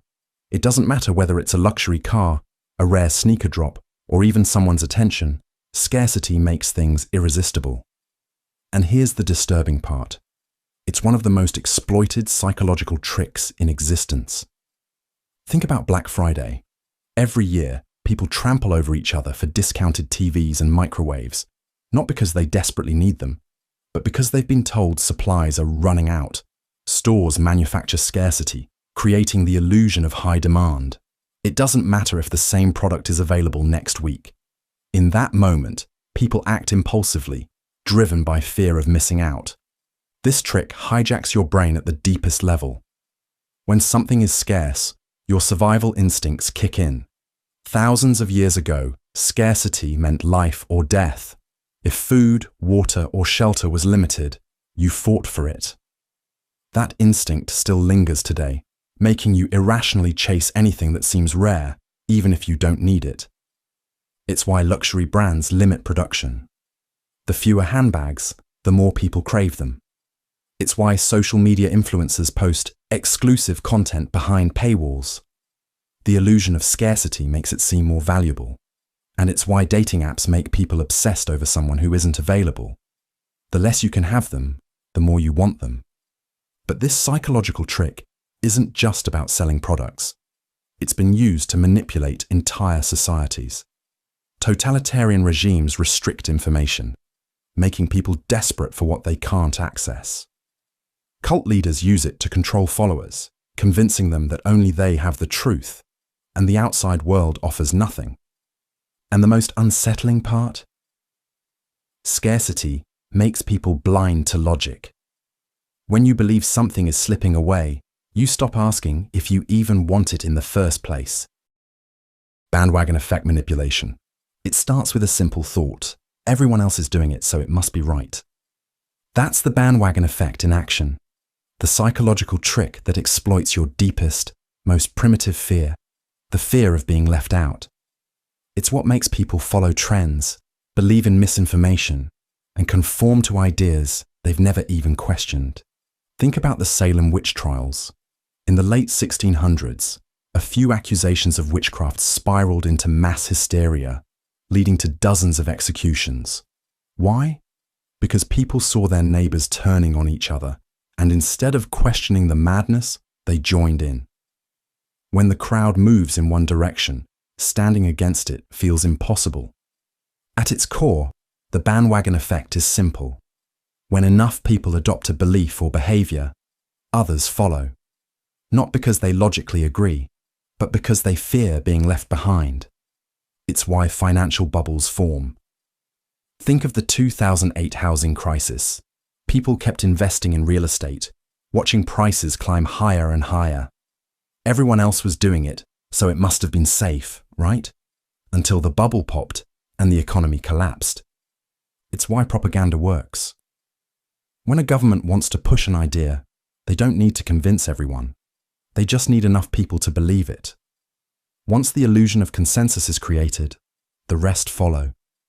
And here's where it gets dark. The bandwagon effect is actively weaponized.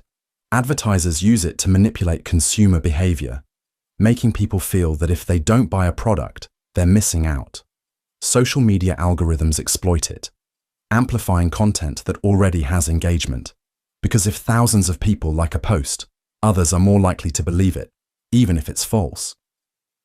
Politicians manufacture public approval by staging rallies with paid crowds, creating the illusion of widespread support.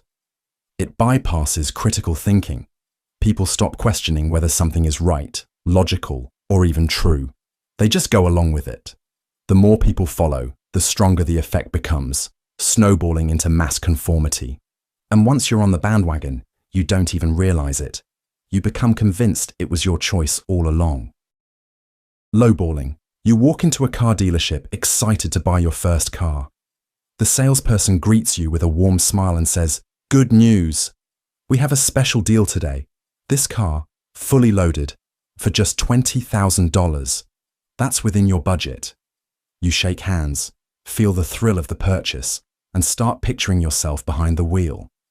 But just as you're about to sign the paperwork, the salesperson frowns and says, "I just checked with my manager.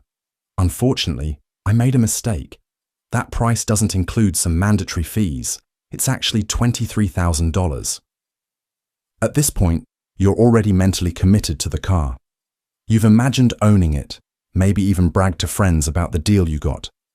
So instead of walking away, you agree to the new price. You just got lowballed. This psychological trick is devastatingly effective. It works by getting you to commit to something before the full cost is revealed. Once you've made a decision, even based on misleading information, you become emotionally and mentally invested. Backing out now feels like a loss, even though the terms have changed. One of the most famous studies on lowballing involved college students. Psychologists asked them to participate in a study. Most agreed. But after they committed, they were informed the study required them to show up at 7 a.m. Even though that's an inconvenient time, most stuck with their original decision instead of backing out. This tactic isn't just for sales. It's used in jobs, negotiations, and even relationships. A recruiter might promise a dream job with a high salary, only for the offer to suddenly include longer hours, lower pay, or extra responsibilities. In more manipulative scenarios, lowballing is used to control people. A cult or extremist group might invite someone in with seemingly harmless requests. Attend a seminar, listen to a speech, meet some people. But after committing, they're slowly asked for more and more. By the time they realize how deep they're in, they've already accepted so many conditions that turning back feels impossible. Because the real danger of lowballing? It's not just about losing money, it's about losing control. Door-in-the-face technique. Let's say a charity worker approaches you on the street and asks, "Would you be willing to donate $500 to help struggling families?" That's a big ask. You probably hesitate, feel a little awkward, and then say no. But then they follow up with, "Okay, totally understandable. How about just $20? That second request suddenly feels so much smaller, more reasonable, and without realizing it, you reach into your pocket and hand over the cash. You just fell for one of the most powerful compliance techniques in psychology, the door-in-the-face technique. This trick works because of something deeply embedded in human psychology: reciprocal concessions. When someone lowers their demand after an initial rejection, we feel pressured to meet them halfway. It's as if we now owe them something, just because they made a compromise. It's been tested in countless studies. In one famous experiment, Researchers first asked students to commit to volunteering 2 hours a week for 2 years at a juvenile detention center. Every single person declined. But then, they immediately followed up with a much smaller request. Okay, would you at least be willing to chaperone a group of kids on a one-day trip to the zoo? 3 times as many students agreed to the second request compared to when it was asked outright. Why? Because after saying no to the extreme request, the smaller one felt like an easy favor in comparison. And this technique is everywhere.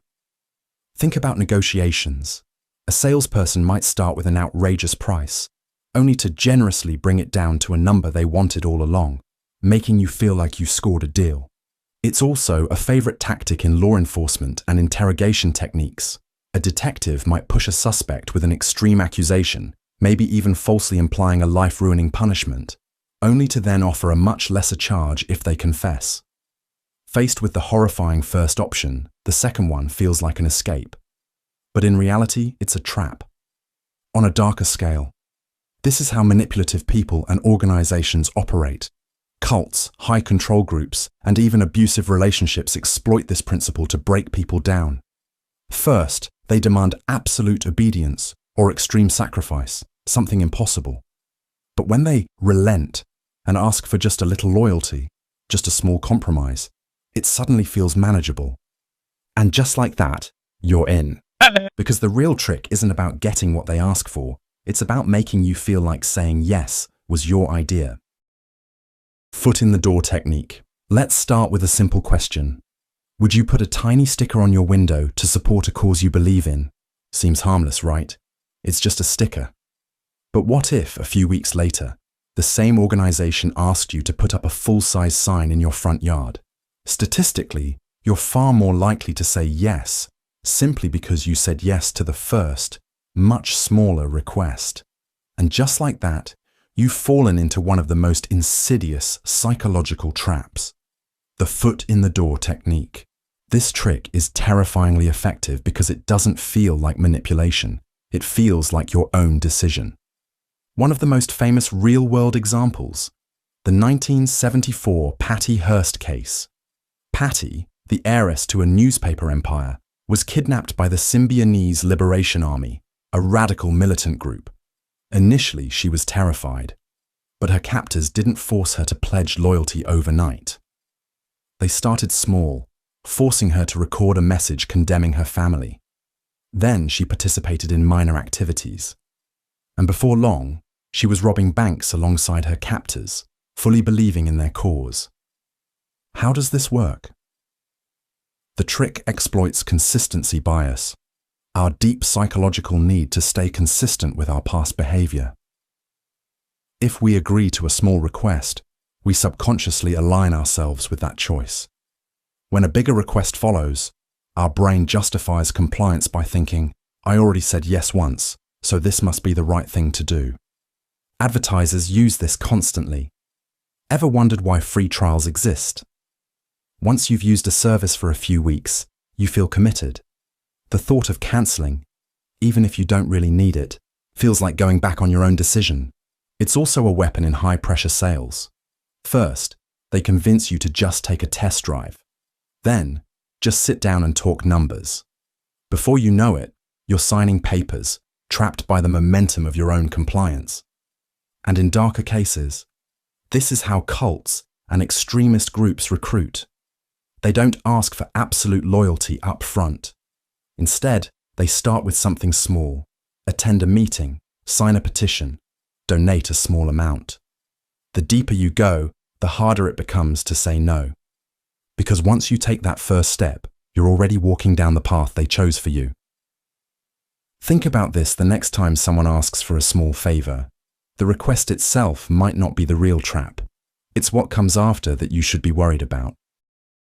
Creating a sense of urgency. Imagine this.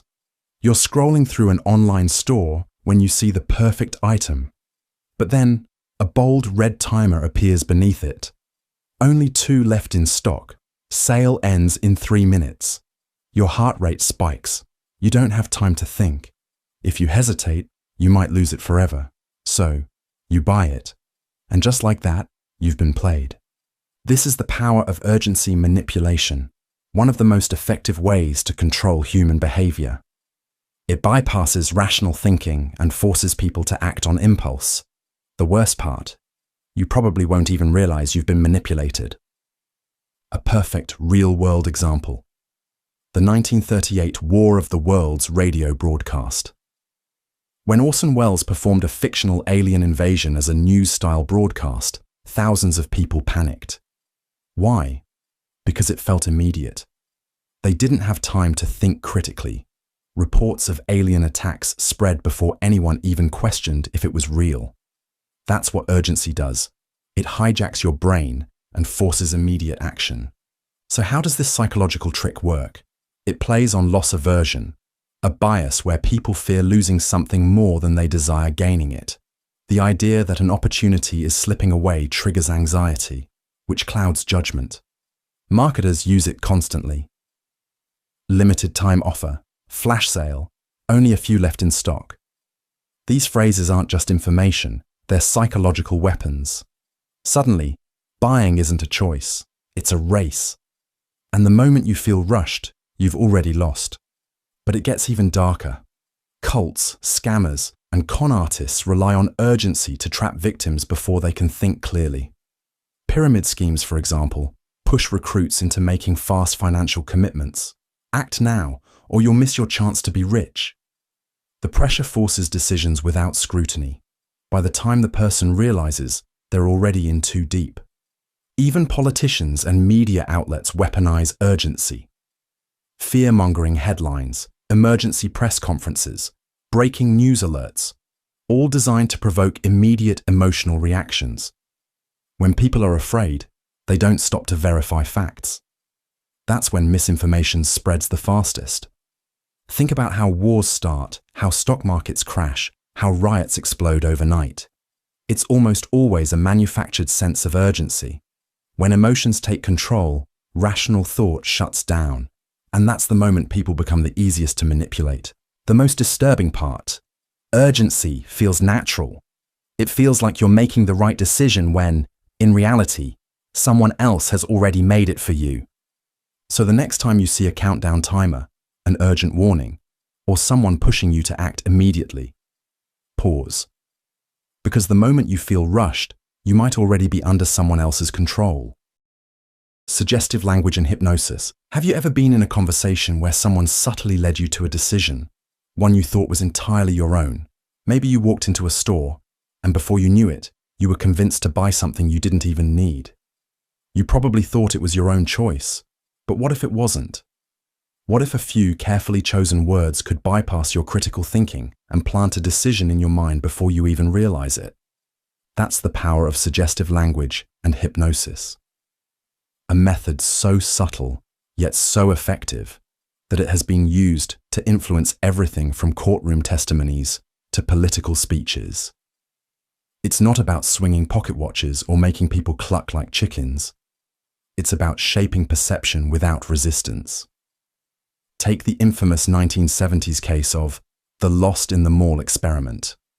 A psychologist named Elizabeth Loftus wanted to test how easily people's memories could be manipulated. She told participants a fake childhood story about being lost in a shopping mall, crying, and finally being rescued by a kind stranger. The catch? This never actually happened. Yet, many participants remembered the event in vivid detail. Their minds filled in the gaps, creating a false reality, just because someone suggested it. That's the terrifying part of suggestive language. It doesn't need to be true to be effective. It just needs to be framed in a way that your brain accepts it as truth. Now, combine this with hypnosis, and you have something even more unsettling. Hypnosis isn't about mind control. It's about lowering psychological defenses. It puts a person in a state of hyper-focus and relaxation, where suggestions slip in without triggering resistance. In this state, someone can be guided to believe, feel, or even remember things that never actually happened. It works through embedded commands, phrases hidden within normal conversation. A politician might say, "When you step into that voting booth, you'll feel a strong sense of trust in our leadership. The key phrase, feel a strong sense of trust. It's not an argument, it's a suggestion, one your brain processes without questioning. Marketing and sales use this constantly. A waiter asking, "Would you like the steak or the seafood special?" is subtly removing your ability to say no. The question assumes you're ordering. It's just a matter of what. And then there's the yes ladder technique. Small agreements prime people for larger ones. A classic car salesman trick. Start with minor commitments. This is a nice car, isn't it? Wouldn't it be great to drive something this reliable? You'd probably love how smooth the handling feels, right? Each small yes makes the next one feel natural. By the time the contract is in front of you, your brain is wired to agree. But here's where it gets even darker. Suggestive language can be used to alter memories, behaviors, and even identities. Cult leaders, con artists, and even interrogators use these techniques to shape narratives. Frame a question the right way, and you can change someone's reality. Police interrogations have led to false confessions using suggestive language. A suspect repeatedly told, "You don't remember it now, but memory comes back in pieces," may start doubting their own innocence. Their mind tries to reconcile the contradiction. Eventually, it's easier to just believe they did it. And once a suggestion takes hold, it's nearly impossible to undo. That's the true horror of it. A single phrase, a carefully worded statement, a slight shift in tone, it can rewrite someone's perception of reality forever. So, how many of your beliefs are actually yours? And how many were planted there without you ever realizing it? Priming effects. You walk into a store and soft classical music is playing. You feel a little more refined, maybe a bit more willing to splurge. Later, you're at a restaurant and the menu has elegant cursive font. Suddenly, the higher-priced dishes seem more appealing. You think you're making decisions freely, but in reality, you've been primed. Priming is one of the most subtle, yet powerful psychological tricks. It's the process of implanting an idea into your mind without you realizing it, making you more likely to think, feel, or act in a certain way. It doesn't require force, persuasion, or even awareness. It's a whisper to your subconscious, guiding your decisions before you even know you're making them. One of the most famous examples of priming in action. The old age experiment. Researchers had participants unscramble sentences containing words like wrinkled, bingo, and Florida. Afterward, they timed how long it took them to walk down a hallway. The result? Those exposed to age-related words walked significantly slower, without realizing why. Their minds had been primed to feel older, and their bodies responded accordingly. This trick is everywhere.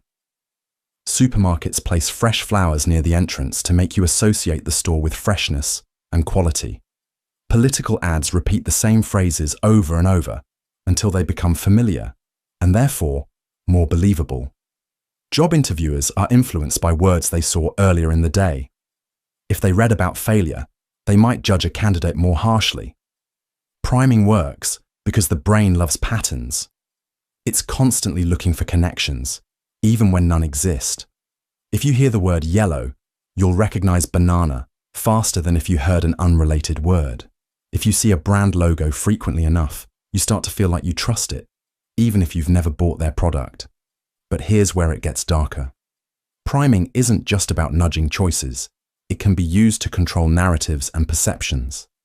News headlines carefully choose words to set the tone of a story before you even read the details. A crime report using youth instead of gang makes the event feel different. A company calling layoffs right-sizing makes job losses sound like a strategic move rather than a failure. And it gets worse. In legal cases, a single priming word can sway a jury. When witnesses are asked, "How fast was the car going when it smashed into the other?"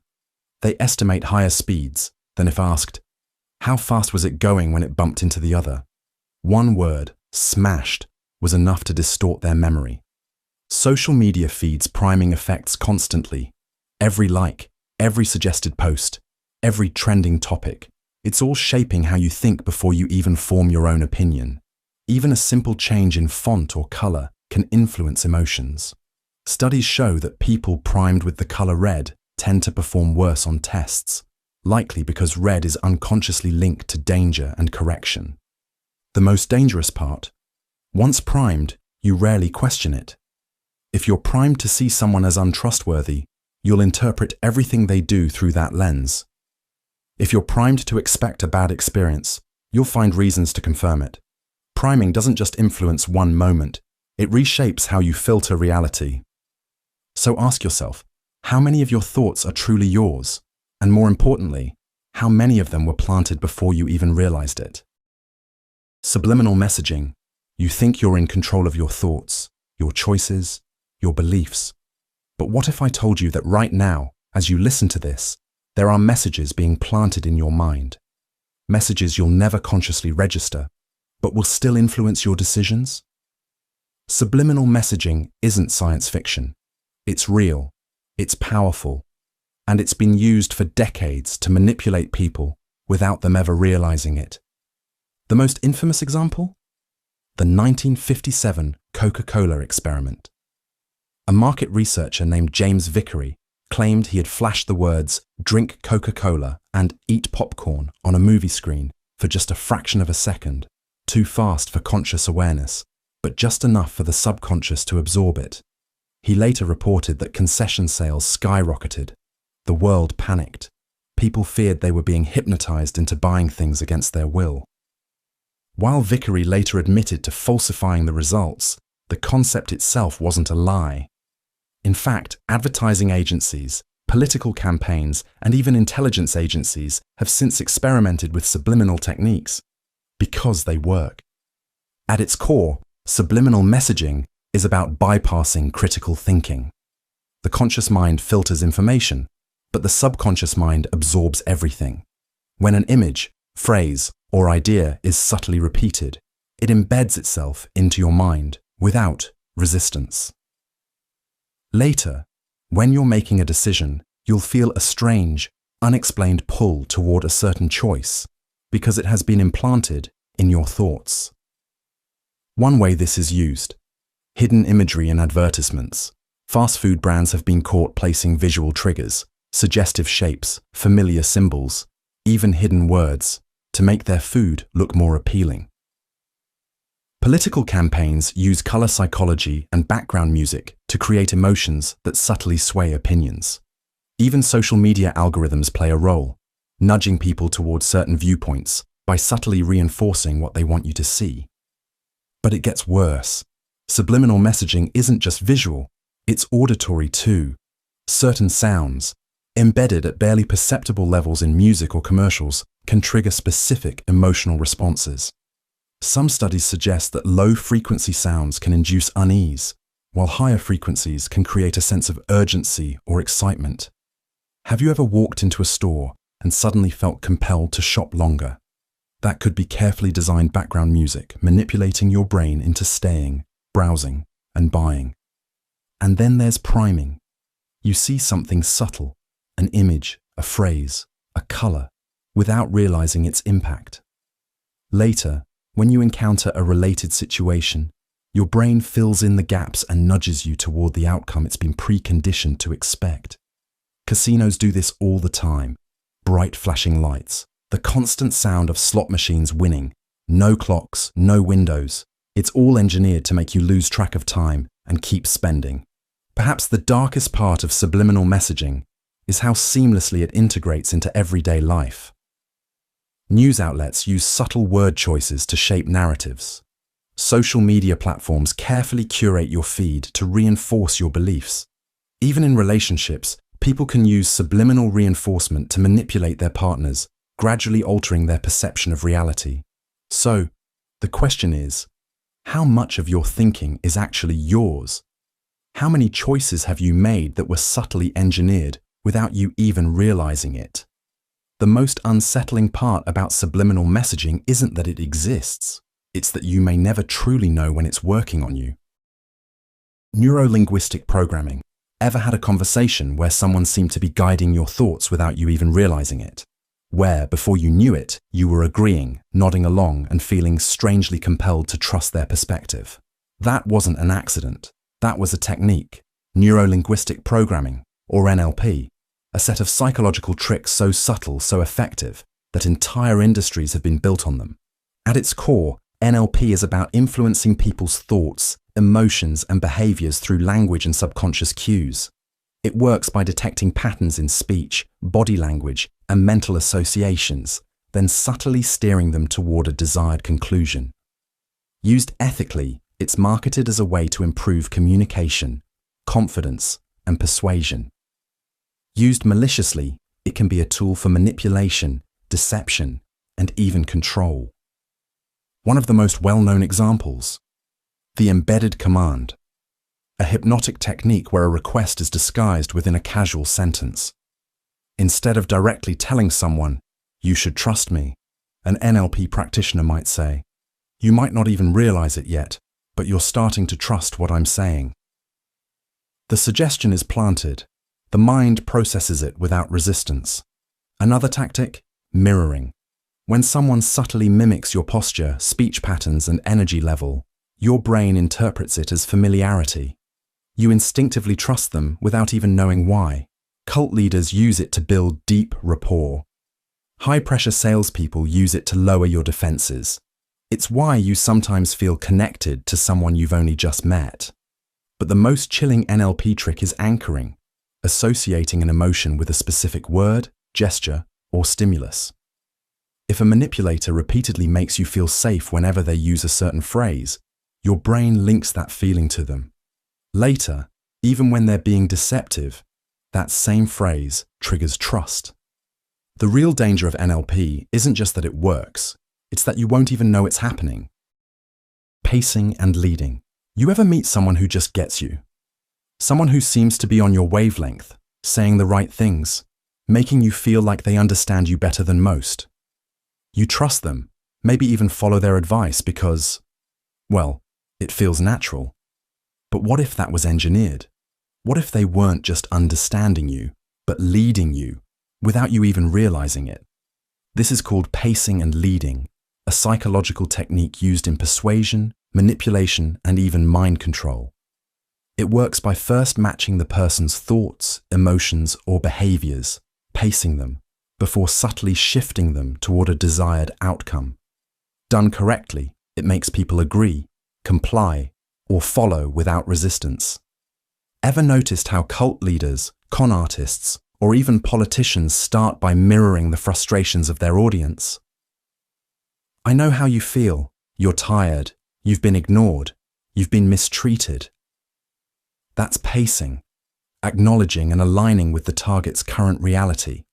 And once trust is established, they begin to lead.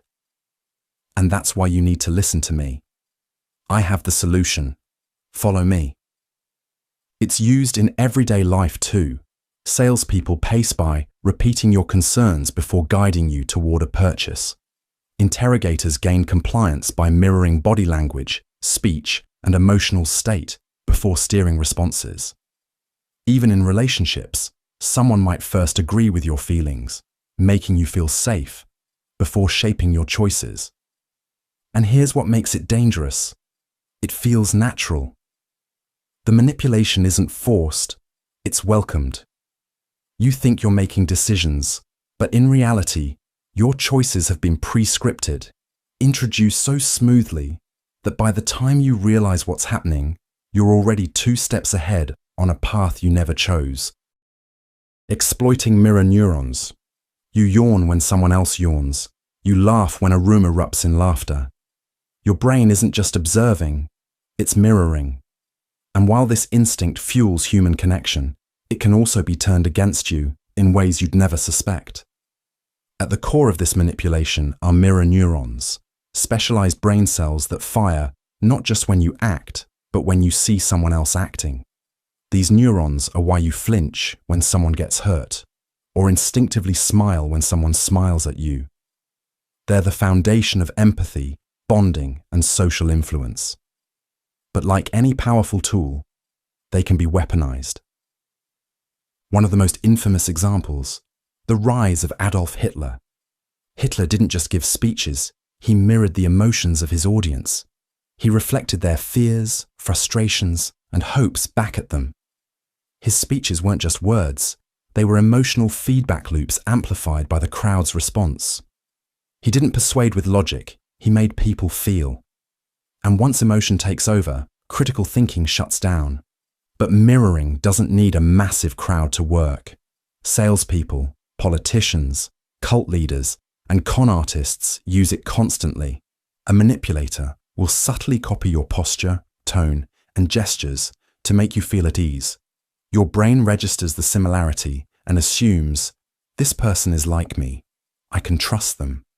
It's why a skilled con artist can make you spill your secrets within minutes of meeting them. They're not just listening, they're reflecting you back to yourself. And this trick goes deeper. Mirroring can manufacture attraction and loyalty. Studies show that when someone subtly mimics your body language, you're more likely to like them, trust them, and agree with them, even if you just met. This is how toxic relationships begin. An abuser may start by mirroring their victim's personality, interests, and values, creating an illusion of perfect compatibility. But once that bond is established, the manipulation shifts. The abuser no longer mirrors, but controls, knowing their victim is too emotionally invested to leave. And this trick isn't just used by individuals. It's built into the systems we interact with every day. Social media algorithms act as digital mirror neurons. Ever notice how platforms feed you content that aligns with your existing beliefs? That's not an accident. The algorithm reflects back what you already think and feel, strengthening your biases and filtering out anything that challenges them. Over time, this creates echo chambers, polarization, and an inability to see other perspectives. So how do you protect yourself? First, recognize when you're being mirrored. If someone copies your mannerisms too closely or reflects your emotions too perfectly, pause and question their intentions. Second, disrupt the pattern. Change your posture, shift topics, or introduce an unexpected idea. A genuine person will flow naturally with the conversation. A manipulator will struggle. They rely on predictability to maintain control. Mirror neurons make us human. They help us connect, learn, and empathize. But in the wrong hands, they become a tool for manipulation, turning your own instincts against you. And the most terrifying part? When done well, you won't even realize it's happening. The Baader-Meinhof phenomenon. You ever notice that the moment you learn about something, it suddenly starts appearing everywhere? You hear a weird phrase for the first time, and now it's in every conversation. You see a rare car on the street, and now it's parked on every corner. It's not magic. It's not a conspiracy. It's a psychological trick your own brain plays on you, and it can be weaponized against you. This is called the Baader-Meinhof phenomenon, also known as frequency illusion. Once your brain latches onto a concept, it starts filtering the world differently. The information was always there, but your mind is now tuned to recognize it, and that makes it feel like reality itself is changing. Here's where it gets dark. This psychological quirk can be exploited to manipulate what you believe, how you think, and even how you behave, without you realizing it. Let's say someone wants to control a narrative. They introduce an idea subtly. Maybe you see a tweet, overhear a conversation, or watch a video casually mentioning it.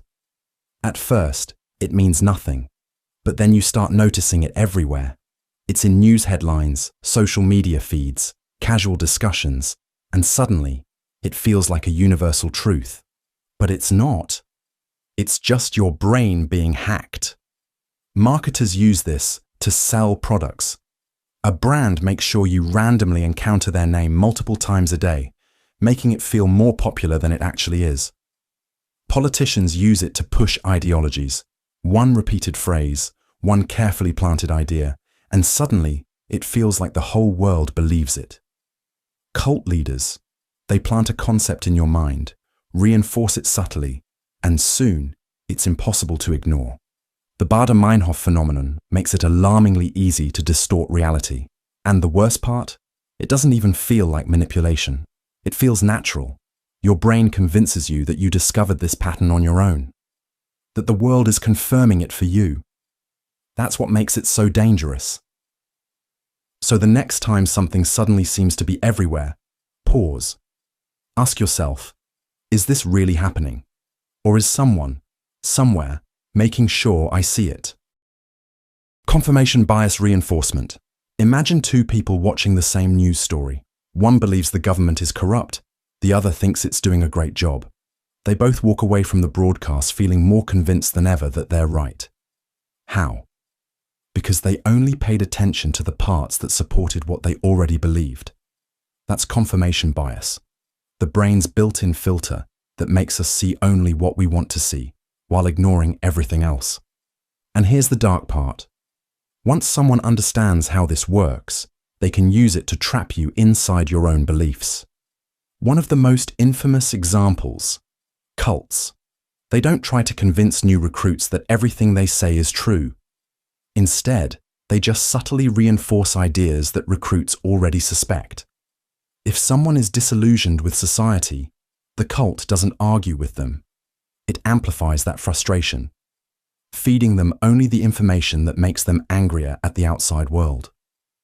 Eventually, they stop questioning and only accept ideas that confirm what the cult wants them to believe. The same principle is used in politics. Ever wonder why people get sucked into echo chambers? It's because reinforcing confirmation bias is more powerful than changing someone's mind. Social media algorithms are built on this. If you click on an article that aligns with your opinion, your feed floods with more of the same, reinforcing your views over and over. Over time, it creates the illusion that everyone agrees with you, because anything that contradicts your beliefs is filtered out before you even see it. And it doesn't stop at politics or cults. It's everywhere. Think about conspiracy theories. Once someone believes the Earth is flat, any evidence proving them wrong is dismissed as a cover-up. The more you try to argue, the deeper they dig into their belief, because their brain is actively rejecting anything that challenges it. Marketers and scammers know how to exploit this too. They don't sell you a product by convincing you it works. Instead, they find people who already suspect it works and give them proof that confirms their suspicions. Testimonials, selective data, and emotionally charged language make sure you focus on only the positive results, ignoring anything that contradicts them. Even in everyday relationships, this trick is used to manipulate people. A toxic partner doesn't try to convince you that they're perfect. Instead, they feed into your existing fears, whether it's self-doubt, abandonment issues, or insecurity. They make sure that any situation can be twisted to confirm what you already fear. See, everyone leaves you in the end. Over time, this erodes your ability to see reality clearly because your brain starts filtering out anything that contradicts those fears. Confirmation bias doesn't just make us ignore the truth, it makes us actively fight against it. Once you're caught in its grip, even undeniable facts feel like an attack. People don't just hold on to false beliefs, they defend them, because admitting they're wrong feels like a personal threat. That's why the most effective manipulators don't try to argue with you. They don't present new evidence or force you to believe something different. They simply control the flow of information, making sure that everything you see and hear confirms what they want you to believe. And once that happens, they don't need to change your mind. You'll do that yourself. Framing affects manipulation. Let's say you walk into a store and see a sign that says 90% fat-free yogurt. Sounds pretty healthy, right? But right next to it, another brand says contains 10% fat. Suddenly, that second one doesn't seem so great, even though it's literally the same thing. This is the framing effect, a psychological trick that doesn't change the facts, just how they're presented. And believe it or not, this simple shift in wording is enough to alter your entire decision-making process. Now, you might be thinking, okay, so what? That's just marketing. But framing is far more dangerous than making you pick a certain yogurt. It's used to shape political opinions, control public perception, and even manipulate your emotions without you realizing it. Here's a classic example. Imagine a new policy is proposed to combat a deadly disease. If people are told, this policy will save 200 lives, they're much more likely to support it than if they're told, this policy will let 400 people die. Even though both statements are mathematically identical, one just highlights saving lives, while the other highlights losing them. But framing doesn't just work with numbers, it works with morality. Let's take a controversial issue. Call one group pro-life and the other pro-choice. Notice how both sides are framed in a way that makes them sound positive. No one wants to be called anti-life or anti-choice. The way something is framed can instantly make it feel right or wrong, even before you hear the details. And that's where it gets really dangerous. Framing can be used to control narratives in ways that shape reality itself. Imagine two headlines about the same event. Protesters demand justice in the streets. Rioting mobs wreak havoc in the city. Same situation, completely different emotional reaction. If you read one, you'll sympathize with the cause. If you read the other, you'll fear the chaos. And yet, both could be describing the exact same group of people. This is how media, governments, and even corporations push agendas without ever needing to lie. They don't have to change the truth.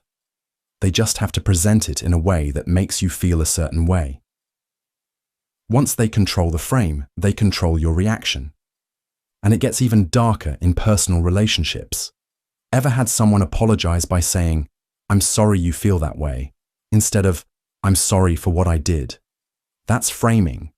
It subtly shifts the blame onto you for reacting, rather than them for doing something wrong. Or imagine a toxic partner saying, "I'm just trying to help," instead of, "I'm trying to control you." The same action, but one frame makes them the savior, the other makes them the villain. Once a frame is set, it's almost impossible to break out of. If you're introduced to a person as trouble, every action they take will be seen through that lens. If a company convinces you their product is a luxury item, you'll justify paying more, even if the quality is the same as a cheaper alternative. Framing doesn't manipulate facts. It manipulates perspective. And when someone controls the way you see the world, they don't need to force you to act a certain way. You'll do it willingly. Anchoring bias exploitation. How much would you pay for a cup of coffee? $10? $5? $1? Whatever number popped into your head first, chances are it wasn't completely random. It was anchored to something. Maybe the price of coffee at your favorite cafe, maybe a ridiculous $10 figure I just mentioned. But what if I told you that your perception of value, fairness, and even reality itself can be hijacked by a simple trick known as anchoring bias?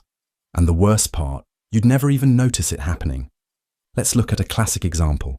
Imagine you walk into a store and you see a high-end watch marked at $10,000. That's absurdly expensive, right? But right next to it, there's another watch for $2,000. Suddenly, it doesn't seem so bad. Why? Because your brain just got anchored to the first higher price. Even if you weren't planning to buy anything, the comparison makes the second option feel reasonable, when in reality, it's still overpriced. This trick isn't just used in sales. It's everywhere. Ever noticed how restaurants have one or two ridiculously expensive dishes on the menu? Those aren't meant to be bestsellers. They exist solely to make everything else seem affordable. Marketers, salespeople, even politicians, all use anchoring to subtly control how you perceive information. But it gets even darker.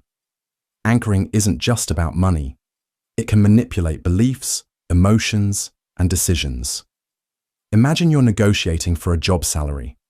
The company starts by suggesting a figure that's far below what you expected. You push back, and they generously raise the offer a little. Now, instead of negotiating based on what you deserve, you're negotiating based on the lowball number they planted in your head. And here's where it gets really disturbing. Anchoring is often used to distort reality itself. Let's say a news report tells you that crime in your city has increased by 300%, but they don't tell you what the baseline was. Maybe there was only one case last year, and now there are 4. But by anchoring you to that big percentage, they make the change seem terrifying. Your perception of safety, of urgency, even of what needs to be done, all of it shifts just because of a single, carefully placed number. Now think about personal relationships. Have you ever been in a conversation where someone subtly set a standard, maybe about what's normal in a relationship, how much effort someone should put in, or what's considered too sensitive to be upset about? That's anchoring too. A manipulator might start with an extreme statement, like, "You're overreacting, this is completely fine." Even if you push back, your mind starts adjusting to that as the baseline. Over time, what once felt unacceptable becomes the new normal. The terrifying truth? Anchoring bias works because our brains crave reference points. We don't judge things in isolation. We compare them to the first number, idea, or emotion we encounter. And once that anchor is set, breaking free from it is almost impossible. The best manipulators don't need to control all your choices, just the first one. Because once that anchor is in place, the rest of your decisions will fall exactly where they want them to. Reframing failure. Reframing failure is one of the most subtle yet devastating psychological tricks. It's a way to manipulate how you perceive your own mistakes, making you feel powerless, incompetent, or even guilty. When failure is framed the right way, it stops being a simple setback and becomes something far worse, proof that you are not enough. And once that idea takes root, it can control every decision you make. Imagine growing up in an environment where every mistake you make isn't just a mistake. It's a sign that you are fundamentally flawed. You didn't just fail a test. You disappointed your parents. You didn't just mess up a project. You embarrassed yourself in front of your boss. Reframing failure is all about shifting the meaning of your mistakes so that they aren't just temporary obstacles, but reflections of who you are as a person. And the more you believe that, the more control someone else has over you. Take the North Korean regime. In that society, failure isn't just about personal shortcomings. It's framed as betrayal. If you fail to meet work quotas, you're not just an unproductive worker. You're failing the state, your family, and your leader. You're an enemy of progress. That kind of reframing forces people into submission because now their failures don't just belong to them, they have consequences for everyone around them. But this kind of manipulation isn't limited to extreme regimes. It happens in workplaces, relationships, and even everyday conversations. Have you ever worked for a boss who made you feel like every small mistake meant you weren't cut out for the job? That's not just criticism, it's reframing. Instead of failure being a step toward learning, it becomes a sign that you are inadequate. The more this is reinforced, the more people become afraid to take risks, speak up, or even leave toxic work environments. They aren't just scared of failing, they are scared that failure means they aren't good enough to succeed in the first place. It happens in relationships too. A manipulative partner can reframe failure in a way that makes you feel dependent on them. They might say things like, "See, you always do this," or "Maybe you're just not capable of being in a relationship." Suddenly, you don't just feel like you made a mistake, you start to believe that you are the mistake. Over time, this erodes confidence, making you feel like you're lucky to even be tolerated, let alone loved. And once that idea settles in, it's easy for someone to control you. One of the darkest aspects of this trick is how it makes people internalize the belief that they deserve their situation. If you can convince someone that failure is a reflection of their worth, they won't even try to change their circumstances. They'll stay in bad jobs, in abusive relationships, in toxic friendships, not because they want to, but because they've been made to believe that any attempt to leave will only end in more failure. And since failure is tied to their identity, they avoid it at all costs. The scariest part is that people don't even realize it's happening. They blame themselves instead of questioning the person or system that is feeding them this belief. They work harder, stay quieter, shrink themselves down just to avoid that crushing sense of failure. But here's the truth. Failure is not personal. It is not permanent. And most importantly, it is not defined by someone else. If someone else controls what failure means to you, they might just control you too. Cognitive dissonance. People will defend something, even when it's wrong, even when it hurts them, even when reality is screaming at them to stop. But this isn't just stubbornness. It's a psychological trap, a mental battlefield where, without even realizing it, you're forced to justify your own suffering. This is cognitive dissonance amplification, one of the most dangerous manipulation tactics, designed to make people double down instead of walk away. Cognitive dissonance happens when someone holds two conflicting beliefs at the same time. It creates an unbearable tension in the mind, a deep, unsettling discomfort that we are hardwired to resolve. Imagine being loyal to a leader, a relationship, or an ideology, only to be confronted with undeniable proof that it's harmful, corrupt, or even false. The logical response: leave. The real response: most people don't. Instead, they dig in deeper. They justify. They twist reality to fit what they want to believe, because admitting the truth would mean admitting they wasted time, energy, even their entire identity, on something that wasn't real. And that's too painful to accept. One of the most extreme examples? The Heaven's Gate cult. This group believed they would ascend to an extraterrestrial afterlife if they followed their leader, Marshall Applewhite. When their predictions failed, when the spaceship never came, did they question their beliefs? Their faith became stronger. Instead of seeing the failure as proof they were wrong, they convinced themselves it was a test of loyalty. And the more they sacrificed, the harder it became to leave. Walking away would mean admitting their entire worldview was a lie. Instead, they doubled down until, in 1997, their belief system led to a mass suicide. But this isn't just about cults. It happens everywhere. The trick is escalation. A manipulator starts small, convincing you to accept a minor contradiction, a little hypocrisy, something that feels wrong, but not wrong enough to walk away. A toxic boss pushes an employee to cover for unethical behavior, just once. It feels uncomfortable, but they justify it. I need this job. Then, the requests get bigger. Before they realize it, they're trapped in a system they would have once condemned. The same happens in abusive relationships. A partner starts with subtle manipulation, small moments of confusion, of twisting reality just enough to create doubt. Over time, the victim has to rationalize the abuse. They didn't mean it. I must have done something to deserve it.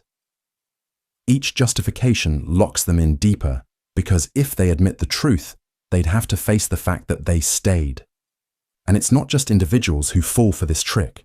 Entire societies do. Political and ideological groups use it constantly. When people invest in a movement that later reveals itself to be corrupt or hypocritical, they don't necessarily reject it. Instead, they defend it. They find ways to justify the contradictions, because admitting they were fooled feels worse than continuing to believe a lie. So how do you break free? First, recognize when your mind is fighting reality. Ask yourself, am I defending this because I believe it, or because I don't want to admit I was wrong? Second, distance yourself. Emotional attachment clouds judgment.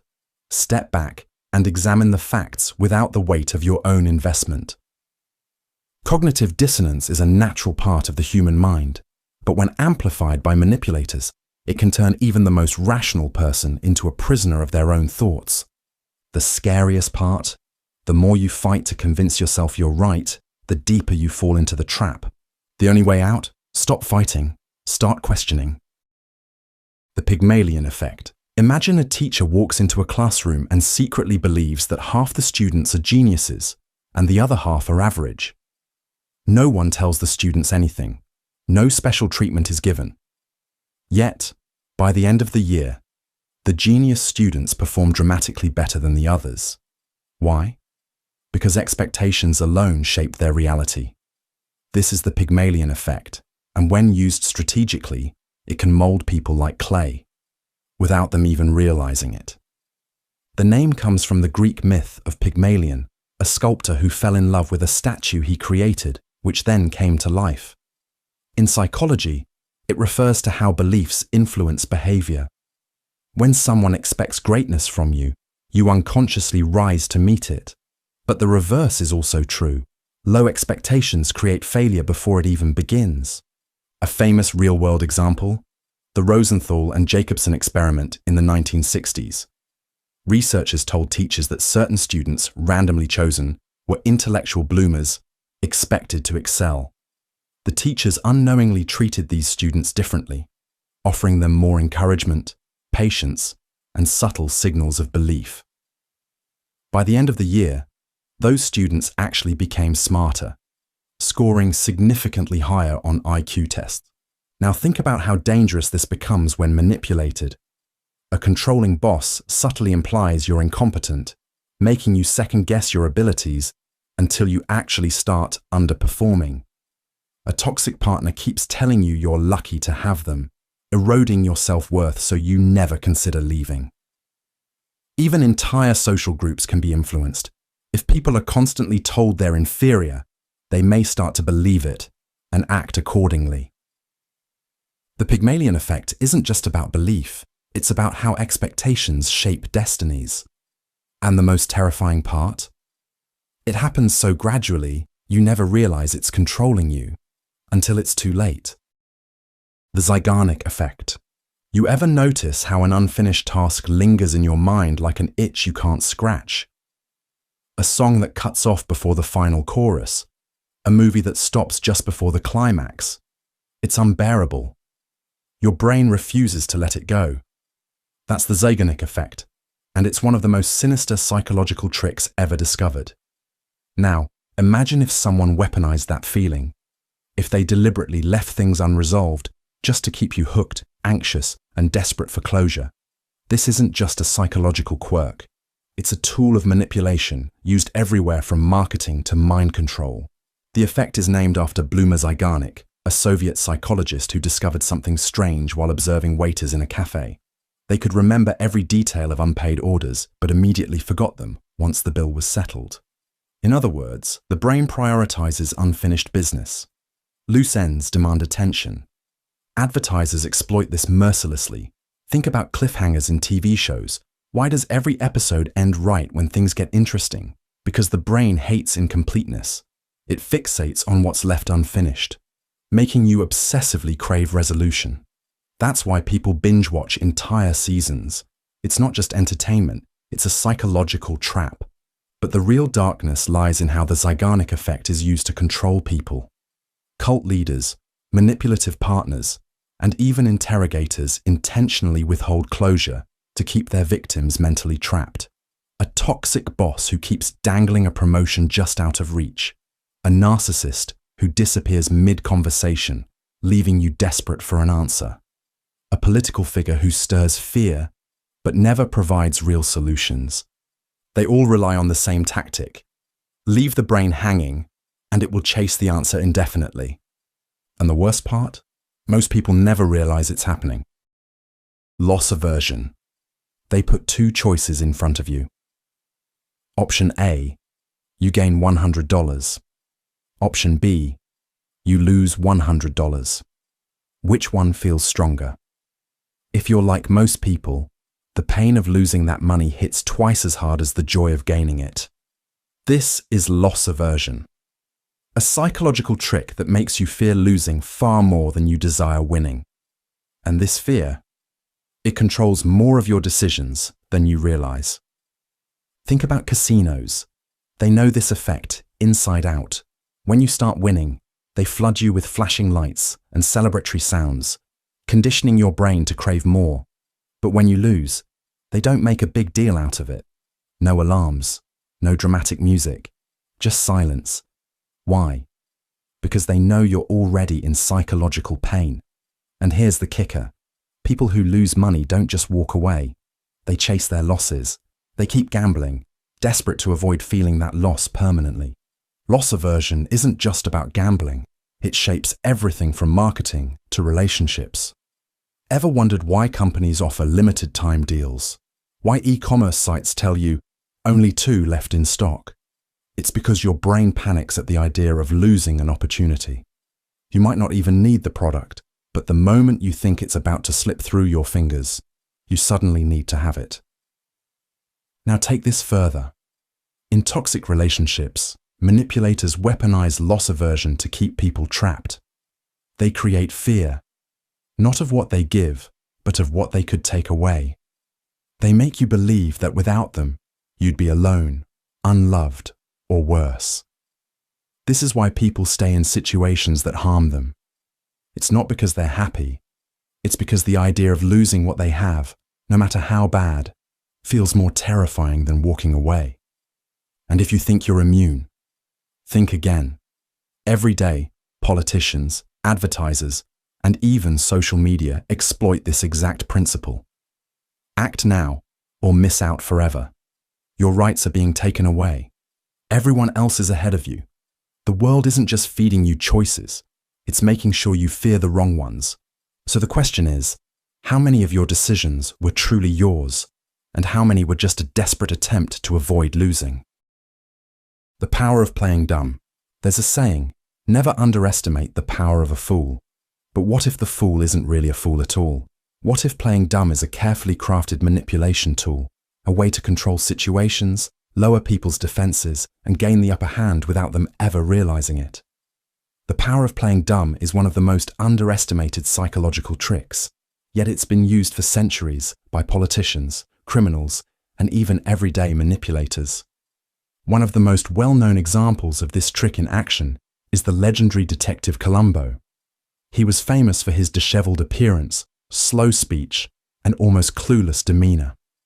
Every suspect underestimated him, dismissing him as a bumbling officer, until he caught them in their own contradictions. That's the essence of this tactic. When you appear less competent or less intelligent, people reveal more than they intend to. They drop their guard, assuming they are in control. But how exactly does this work? First, playing dumb gives the illusion of harmlessness. If someone appears clueless, they don't seem like a threat. People are naturally inclined to take charge when they perceive someone else as struggling, which puts the dumb person in a position to be underestimated. This is especially effective in negotiations, social interactions, and even legal situations. By pretending to be oblivious, the manipulator gathers information without suspicion. They let others over-explain, fill in details, and unknowingly expose their weaknesses. Then there's the art of selective incompetence, pretending not to know how to do something so that others step in and take responsibility. Employees use this trick all the time to avoid extra work. A person who doesn't know how to set up a presentation, cook a meal, or fix a computer might be fully capable, but by feigning ignorance, they push the responsibility onto someone else. It's a passive form of control, one that forces others to step in, do the work, and ultimately hand over power. This trick also thrives in social manipulation. Have you ever noticed how some people pretend to misunderstand or misinterpret a situation just to avoid accountability? By acting confused or unaware, they dodge blame. When caught in a lie, a manipulator might say, "Oh, I had no idea that's what you meant," or "I must have misunderstood." This forces the other person to second-guess their own stance, making them appear unreasonable for holding the manipulator accountable. But the darkest side of this trick is its ability to exhaust and frustrate its target. Imagine trying to argue with someone who pretends they just don't understand your point, no matter how clearly you explain it. The more you try to clarify, the more they feign confusion.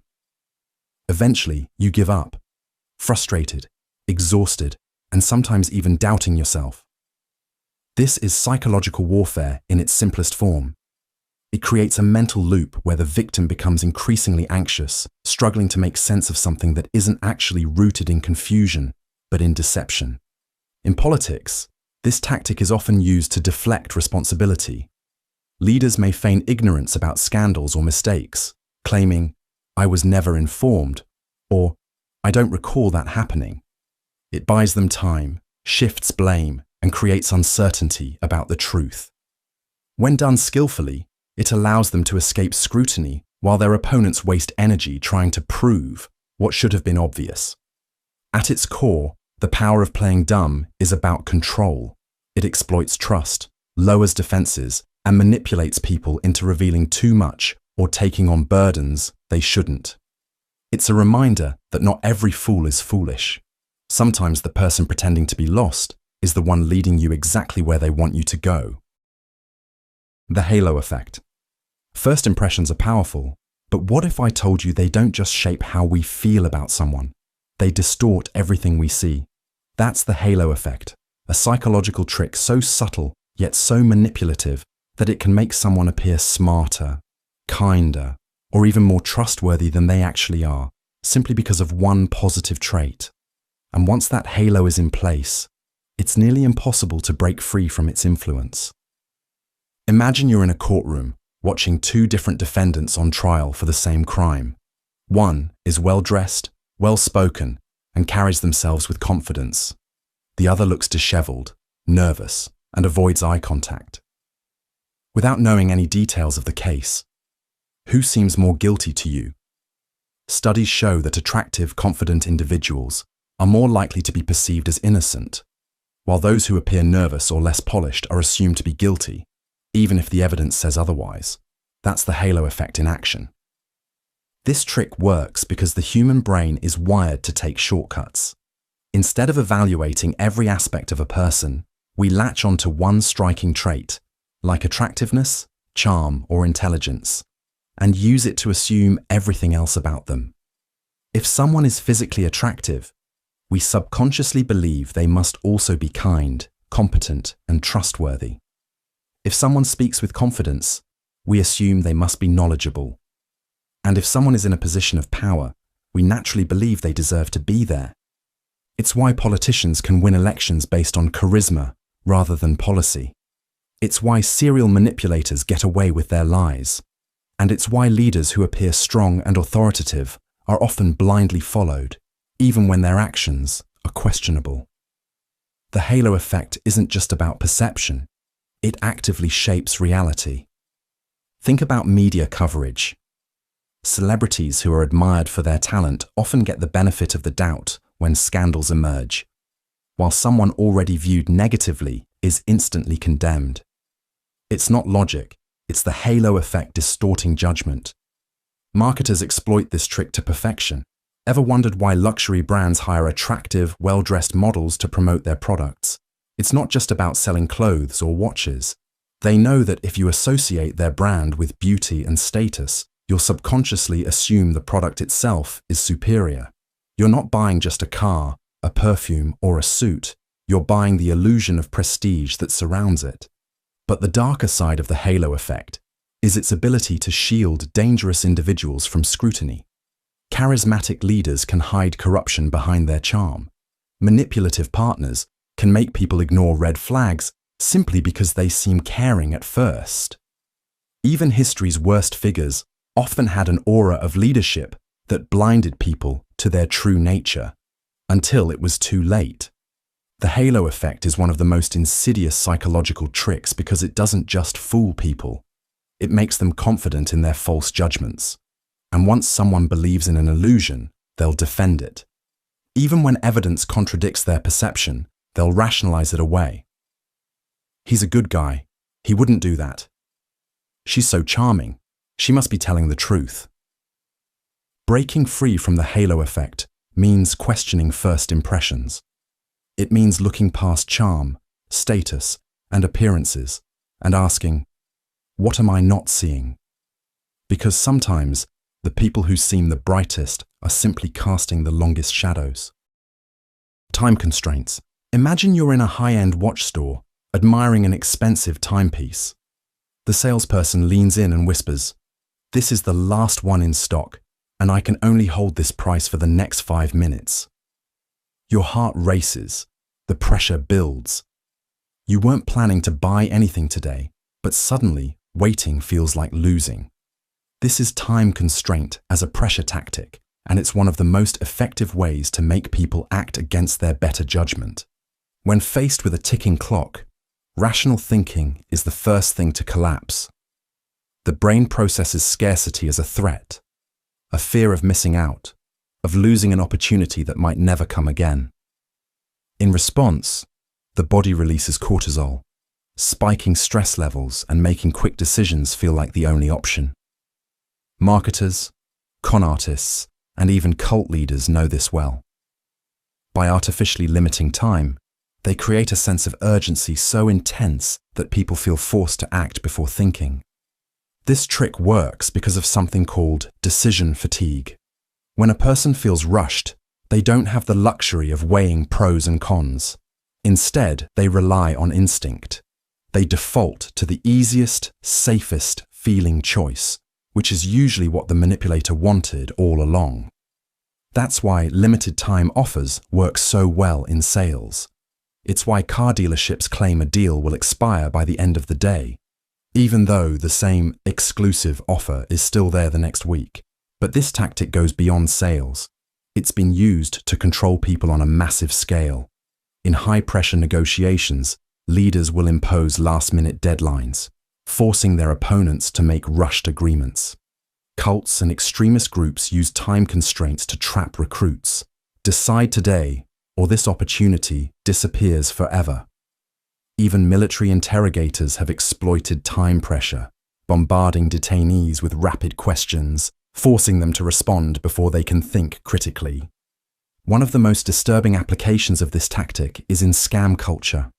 Ever heard of a high-stakes email scam? You receive a message claiming to be from a bank or government agency, warning you that your account is compromised.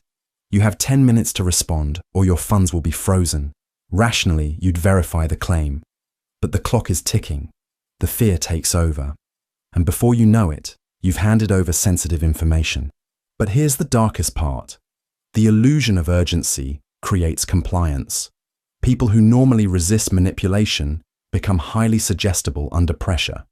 Studies have shown that when individuals believe they're on a time limit, they're far more likely to obey instructions, even if those instructions go against their morals, instincts, or common sense. So how do you resist this trap? The key is pausing. The moment you feel rushed, step back. Recognize that urgency is often manufactured. Ask yourself, is this really my last chance? Or is someone just making me feel like it is? Because the truth is, when someone pressures you to decide right now, it's usually because they don't want you to think at all. The power of touch, the warmth of a handshake, a reassuring pat on the back, a brush of fingertips on your arm. These small, almost imperceptible touches might seem harmless, even insignificant. But what if I told you that they hold the power to control your thoughts, influence your decisions, and change the way you see the world? This is the power of touch, a psychological weapon so subtle that most people never even notice when it's being used against them. And yet, it can shape behavior in ways that are almost impossible to resist. Let's start with an unsettling study. In a classic experiment, waiters in restaurants were told to lightly touch customers on the shoulder or forearm while returning their change. The result: tips increased by as much as 40%. Another study had job interviewers give a brief, seemingly insignificant handshake to candidates. Those who received a firm, confident touch were consistently rated as more competent and hireable, regardless of their actual performance. The explanation lies deep in human psychology. Touch is the oldest, most primal form of communication. Before language, before speech, touch was how humans bonded, how we reassured, how we signaled dominance or submission. And that instinct hasn't disappeared. It's just been repurposed. So how does this trick work? It's all about subconscious trust and compliance. When someone touches you, especially lightly and briefly, it creates an instant sense of connection. You might not consciously notice it, but your brain does. It registers warmth, familiarity, even authority. In fact, research shows that when a doctor lightly touches a patient's arm while giving a diagnosis, the patient is more likely to believe them and follow their advice. It's the same reason politicians shake hands obsessively and salespeople make subtle, reassuring contact. Now here's where it gets dark. This effect works even when you don't want it to. Studies have shown that even unwanted touch when not overtly aggressive, can lower a person's ability to resist persuasion. Criminals, con artists, and manipulators use this to their advantage. A cult leader might place a hand on your shoulder while speaking, making you feel indebted to them. A skilled interrogator might use a light touch on the arm to make you more likely to reveal information. Even scammers use touch, often brushing against their targets while talking, subtly making them more cooperative. This technique is also used in power dynamics. Ever noticed how powerful people in business or politics will place a hand on someone's back as they walk through a door? That's not just a friendly gesture, it's a display of dominance. They are, quite literally, guiding the other person, showing who's in control. And more often than not, the person being touched subconsciously accepts that control. And yet, here's the most disturbing part. It works even when you know about it. Even now, after hearing all of this, your brain is still wired to respond to touch the way it always has. The next time someone touches your arm, your mind will still associate it with warmth, trust, or authority. You might question it later, but in the moment, your defenses are already lowered. So the next time you feel a hand on your shoulder, a fleeting touch on your arm, or an unfamiliar warmth in a handshake, ask yourself, was that an accident? Or was it a calculated move to make you just a little more obedient? The decoy effect. The next time you buy something, stop and ask yourself, did you actually choose this, or were you led to it? Because what if I told you that many of your decisions weren't really yours at all, but carefully engineered by an invisible trick known as the decoy effect? This psychological trick is so subtle, so effective, that corporations, advertisers, and even political strategists use it to guide your choices without you ever realizing it. It works by presenting you with 3 options, but one of them isn't really there to be picked. It's just bait to push you toward a specific decision. And once you see it in action, you'll start questioning every choice you've ever made. Let's take a simple example. You walk into a movie theater, and you're given 2 choices. A small popcorn for $3 or a large for $7. Most people might hesitate. $7 seems like a steep jump from 3, but now the theater adds a third option, a medium popcorn for $6.50. Suddenly, $7 for a large doesn't seem so bad anymore. That 50-cent difference makes the large feel like the obvious best deal. You were never meant to pick the medium. It was only there to steer you toward the large. This trick isn't just used in concession stands. You'll find it everywhere. In subscription services, where the best value plan sits comfortably next to an overpriced, intentionally unattractive alternative. In restaurants where menu pricing is designed to make a certain dish look like the best deal. Even in elections, where a strategically placed third-party candidate can pull just enough votes from one side to shift the results.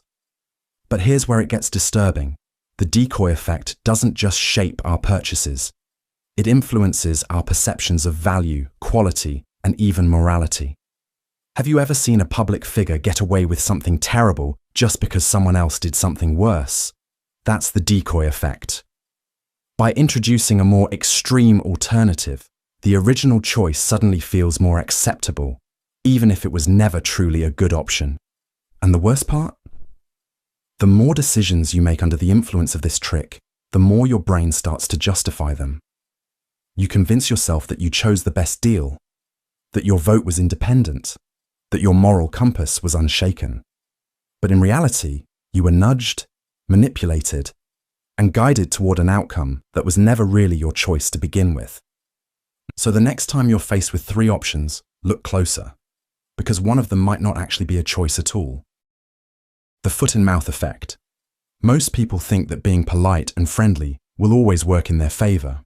But what if I told you that simply making small talk, expressing warmth, or even asking someone how they're doing could make you more vulnerable to manipulation? This is where the foot-in-mouth effect comes into play. A psychological trick that exploits our own need to be perceived as kind, agreeable, and emotionally invested. And once someone knows how to use it against you, they can shape your decisions without you even realizing it. One of the most well-documented examples of this effect comes from a study conducted by social psychologists Howard and Gengler. They found that when people were first asked a simple, seemingly harmless question, like, "How are you feeling today?" they were significantly more likely to comply with a later request, even if that request had nothing to do with the conversation. This is because once someone verbalizes something about themselves, especially something positive, they subconsciously feel the need to maintain that image through their actions. If you tell someone you're having a good day, it becomes harder to refuse a favor right after, because denying them would contradict the positivity you just expressed. This trick is widely used in sales, negotiations, and even interrogations. A skilled salesperson won't just jump into their pitch. Instead, they'll start with light conversation, asking about your day, or making small personal observations. The moment you respond with something like, "I'm doing well, thanks for asking," you've unknowingly put yourself in a psychological trap. You now feel the need to remain consistent with the friendly, cooperative persona you just projected. So when they ask if you'd like to just take a quick look at a product or consider an option, you're far more likely to comply, even if you originally had no intention of doing so. In high-stakes environments, like police interrogations or intelligence gathering, this trick becomes even more sinister. Interrogators might begin with harmless, casual questions designed to get the suspect talking in a relaxed and cooperative manner.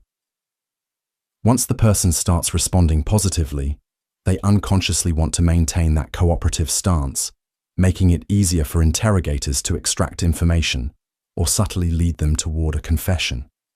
It's a psychological doorway. Once you step through, it's hard to turn back without feeling like you're contradicting yourself. But why does this happen? The foot-in-mouth effect works because humans are deeply wired for consistency. Once we say something out loud, especially in front of others, we feel an internal pressure to align our actions with our words. Social norms reinforce this behavior, making us uncomfortable with seeming dishonest, rude, or contradictory. If you say, "I love helping people," and someone follows up with a request for help, rejecting them feels like you're going against your own nature, even if helping them was never part of your plan. This tactic isn't just used on individuals, it works on large-scale manipulation as well. Political campaigns and propaganda often begin by getting the public to agree with simple, seemingly harmless statements like, "We all want a better future." Once people acknowledge that idea, they're primed to support more specific policies that align with it, even if those policies weren't something they originally agreed with. By getting people to say yes to broad, agreeable ideas first, they can subtly guide them toward more extreme commitments later on. So, how do you protect yourself from falling into this trap? The first step is recognizing when it's happening. If a conversation starts with an unusually friendly or probing question before leading into a request, take a mental step back. Remind yourself that just because you express positivity doesn't mean you owe anything in return. Learn to separate polite conversation from compliance, and don't let your own words be used against you. In the end, the foot-in-mouth effect is a psychological trick that thrives on the simple act of speaking. It turns your own words into a tool of persuasion, trapping you in a cycle of consistency. The moment you say something, you feel compelled to act in a way that aligns with it, even if it's against your best interests. And once someone knows how to use that against you, it's disturbingly easy to push you toward choices you never intended to make. The IKEA effect. There's a reason why people hold on to ugly homemade crafts, why parents cherish their child's clumsy school projects, and why assembling a piece of furniture makes it feel more valuable than something ready-made. It's not the quality, it's the effort. This is the IKEA effect, a psychological trick that makes people overvalue things they've put effort into, even if the final product isn't particularly good. The effect is named after the famous furniture company, IKEA, which sells affordable, flat-pack furniture that customers have to assemble themselves. The brilliance of this model isn't just about saving costs, it's about creating attachment. Studies show that when people build something with their own hands, they place a significantly higher value on it compared to something pre-assembled, even if the two are identical. The act of effort tricks the brain into forming an emotional bond with the object, making people less likely to discard it, return it, or acknowledge its flaws. But this trick isn't limited to furniture. Businesses, cults, and manipulators exploit the IKEA effect in ways that go beyond just making you overvalue a bookshelf. It's used in workplaces when employees are encouraged to contribute ideas that make them feel personally invested in the company's success, despite being underpaid or overworked. It's used in relationships where one person is constantly made to work for the approval of the other, deepening their attachment in a toxic dynamic. It's even used in cult indoctrination, where new members are given difficult or humiliating tasks to complete, increasing their emotional investment and making them less likely to question their beliefs. The IKEA effect is dangerous because it creates a psychological trap. The more effort you pour into something, the harder it becomes to walk away, even when logic says you should. This is why gamblers keep betting after losing money, why people stay in failing relationships long after the love is gone, and why employees remain loyal to toxic companies. The mind convinces itself that because so much work was put in, it must be worth it. And here's the real danger. This effect doesn't just apply to objects and relationships. It can shape entire belief systems, political ideologies, conspiracy theories, even dangerous movements. Once someone has invested time, effort, and personal identity into something, it becomes nearly impossible for them to let go. They'd rather twist reality to protect their belief than admit they wasted their effort on something meaningless. So the next time you feel deeply attached to something, ask yourself, do you truly value it? Or have you just put in too much work to walk away? The contrast principle. Imagine you walk into a store to buy a new suit. The salesperson greets you with a warm smile and immediately brings out the most expensive option in the store, a designer suit that costs well beyond your budget. You shake your head, saying it's too much. But then they show you a second suit, still pricey, but significantly cheaper than the first. Suddenly, this second suit seems like a bargain, and you convince yourself it's a great deal. Without realizing it, you've just fallen for the contrast principle, a psychological trick that alters how we perceive value, making things seem better or worse depending on what they are compared to. This principle works because our brains don't evaluate things in isolation. We understand value by comparison. A $100 shirt feels absurdly expensive if you've just been looking at $20 shirts. But if you've just been shown a $500 jacket, that same $100 shirt suddenly feels reasonable. This mental shortcut happens so fast that you don't even realize you're being influenced. It's one of the most effective persuasion tactics in existence. Salespeople, marketers, real estate agents, and even high-pressure negotiators use it constantly. Ever noticed how luxury car dealerships show you the most expensive models first? That's by design. After seeing a car that costs $100,000, a $60,000 car feels like a steal, even if it's still outrageously expensive. The contrast principle exploits your perception, not the actual value of what you're buying. But here's where it gets truly dark. This trick isn't just used in sales. It's used to manipulate behavior, decisions, and even how we judge people. Imagine a company introducing a terrible policy: longer work hours, fewer benefits. Employees revolt, refusing to accept it. Then, management compromises by offering a slightly less awful policy. Suddenly, employees feel relieved and accept the new conditions, even though they're still much worse than before. The trick. The second option was always the intended goal. The first one was just there to make it look better by comparison. This same technique is used in politics and media. Have you ever noticed how a particularly controversial law or policy is first introduced in its most extreme form? Outrage follows. People demand change. Then a less extreme version is proposed, and people breathe a sigh of relief. They accept it, not because it's good, but because it looks better in contrast to the worse option. And then there's the manipulation of human relationships. Let's say someone wants you to accept mistreatment or control. They might start by treating you terribly, being overly critical or distant. Then suddenly, they give you a small kindness, a compliment, a gift, a moment of attention. That kindness feels huge in comparison to the prior mistreatment, and suddenly you feel grateful, even loyal. This is textbook emotional manipulation, and it keeps people trapped in toxic relationships or social dynamics they would have rejected outright under normal circumstances. What makes this trick so insidious is that it feels completely natural. Your brain truly believes the second option is better. It doesn't feel like manipulation. And once this principle is in play, escaping it becomes nearly impossible unless you know what's happening. So how do you fight it? The key is absolute awareness. Whenever you're making a decision, ask yourself, am I judging this based on its actual value, or is something else influencing my perception? Because in the end, the real danger of the contrast principle isn't that people use it against you. It's that you might never even realize they did. The endowment effect. The endowment effect is one of the most insidious psychological tricks because it exploits something deeply personal, our attachment to what we believe is ours.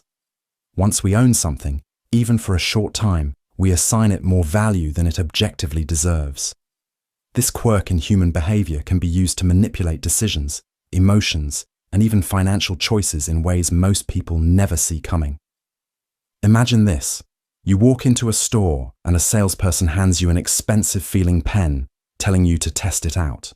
As you roll it between your fingers, writing a few lines, it starts to feel like yours. Suddenly, when the price is revealed, it seems reasonable, even if you never intended to spend that much on a pen. That's the endowment effect at work. Simply touching or using something tricks your brain into believing you own it, making it harder to let go. But it doesn't stop with physical objects. The endowment effect is weaponized in everything from marketing to high-stakes negotiations. Free trials, test drives, and limited-time demos all work because they create a sense of ownership before you've spent a dime. Once something feels like yours, giving it up feels like losing a part of yourself. Retailers know this, which is why they let you borrow their products before committing. It's even more dangerous when applied to ideas and beliefs. People become irrationally attached to opinions simply because they've held them for a long time. This is why changing someone's mind, even with undeniable facts, is so difficult. If they feel ownership over a belief, letting go of it feels like a personal loss. The endowment effect also plays a role in relationships.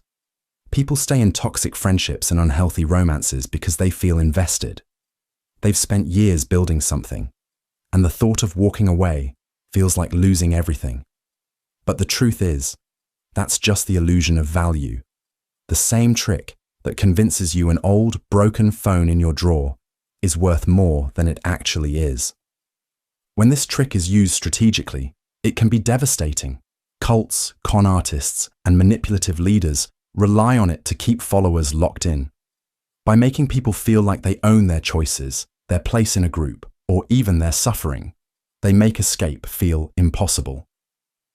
The deeper the investment, the stronger the illusion of value. And here's the most unsettling part.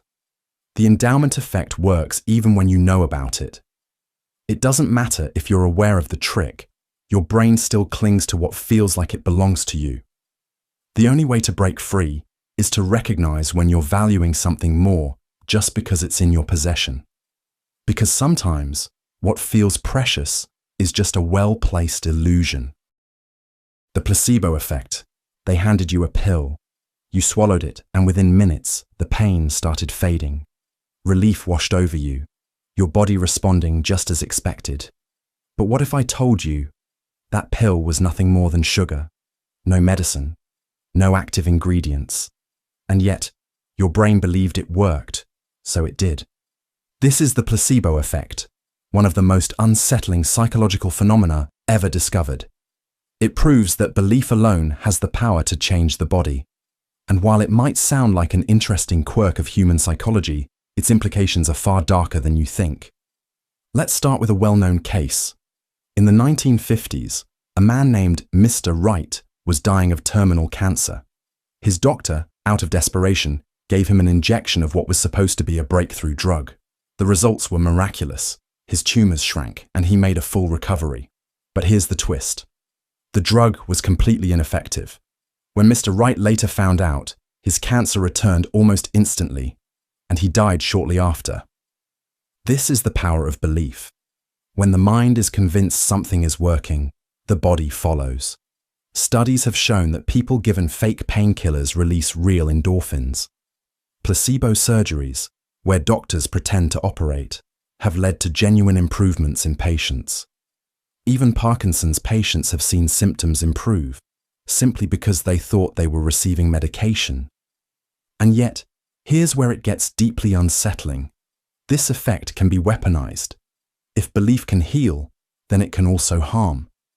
This is called the nocebo effect, the dark twin of the placebo effect. Instead of convincing people they're getting better, you convince them they're getting worse. Tell someone a harmless pill will make them sick, and their body will create real symptoms, nausea, pain, even full-blown diseases. This has been used throughout history. In voodoo cultures, shamans have cursed people to death simply by making them believe they were dying. In medical scams, con artists sell completely fake treatments, making people think they're recovering until it's too late. And in modern pharmaceutical trials, patients sometimes experience serious side effects, not because of the drug, but because their minds expect them.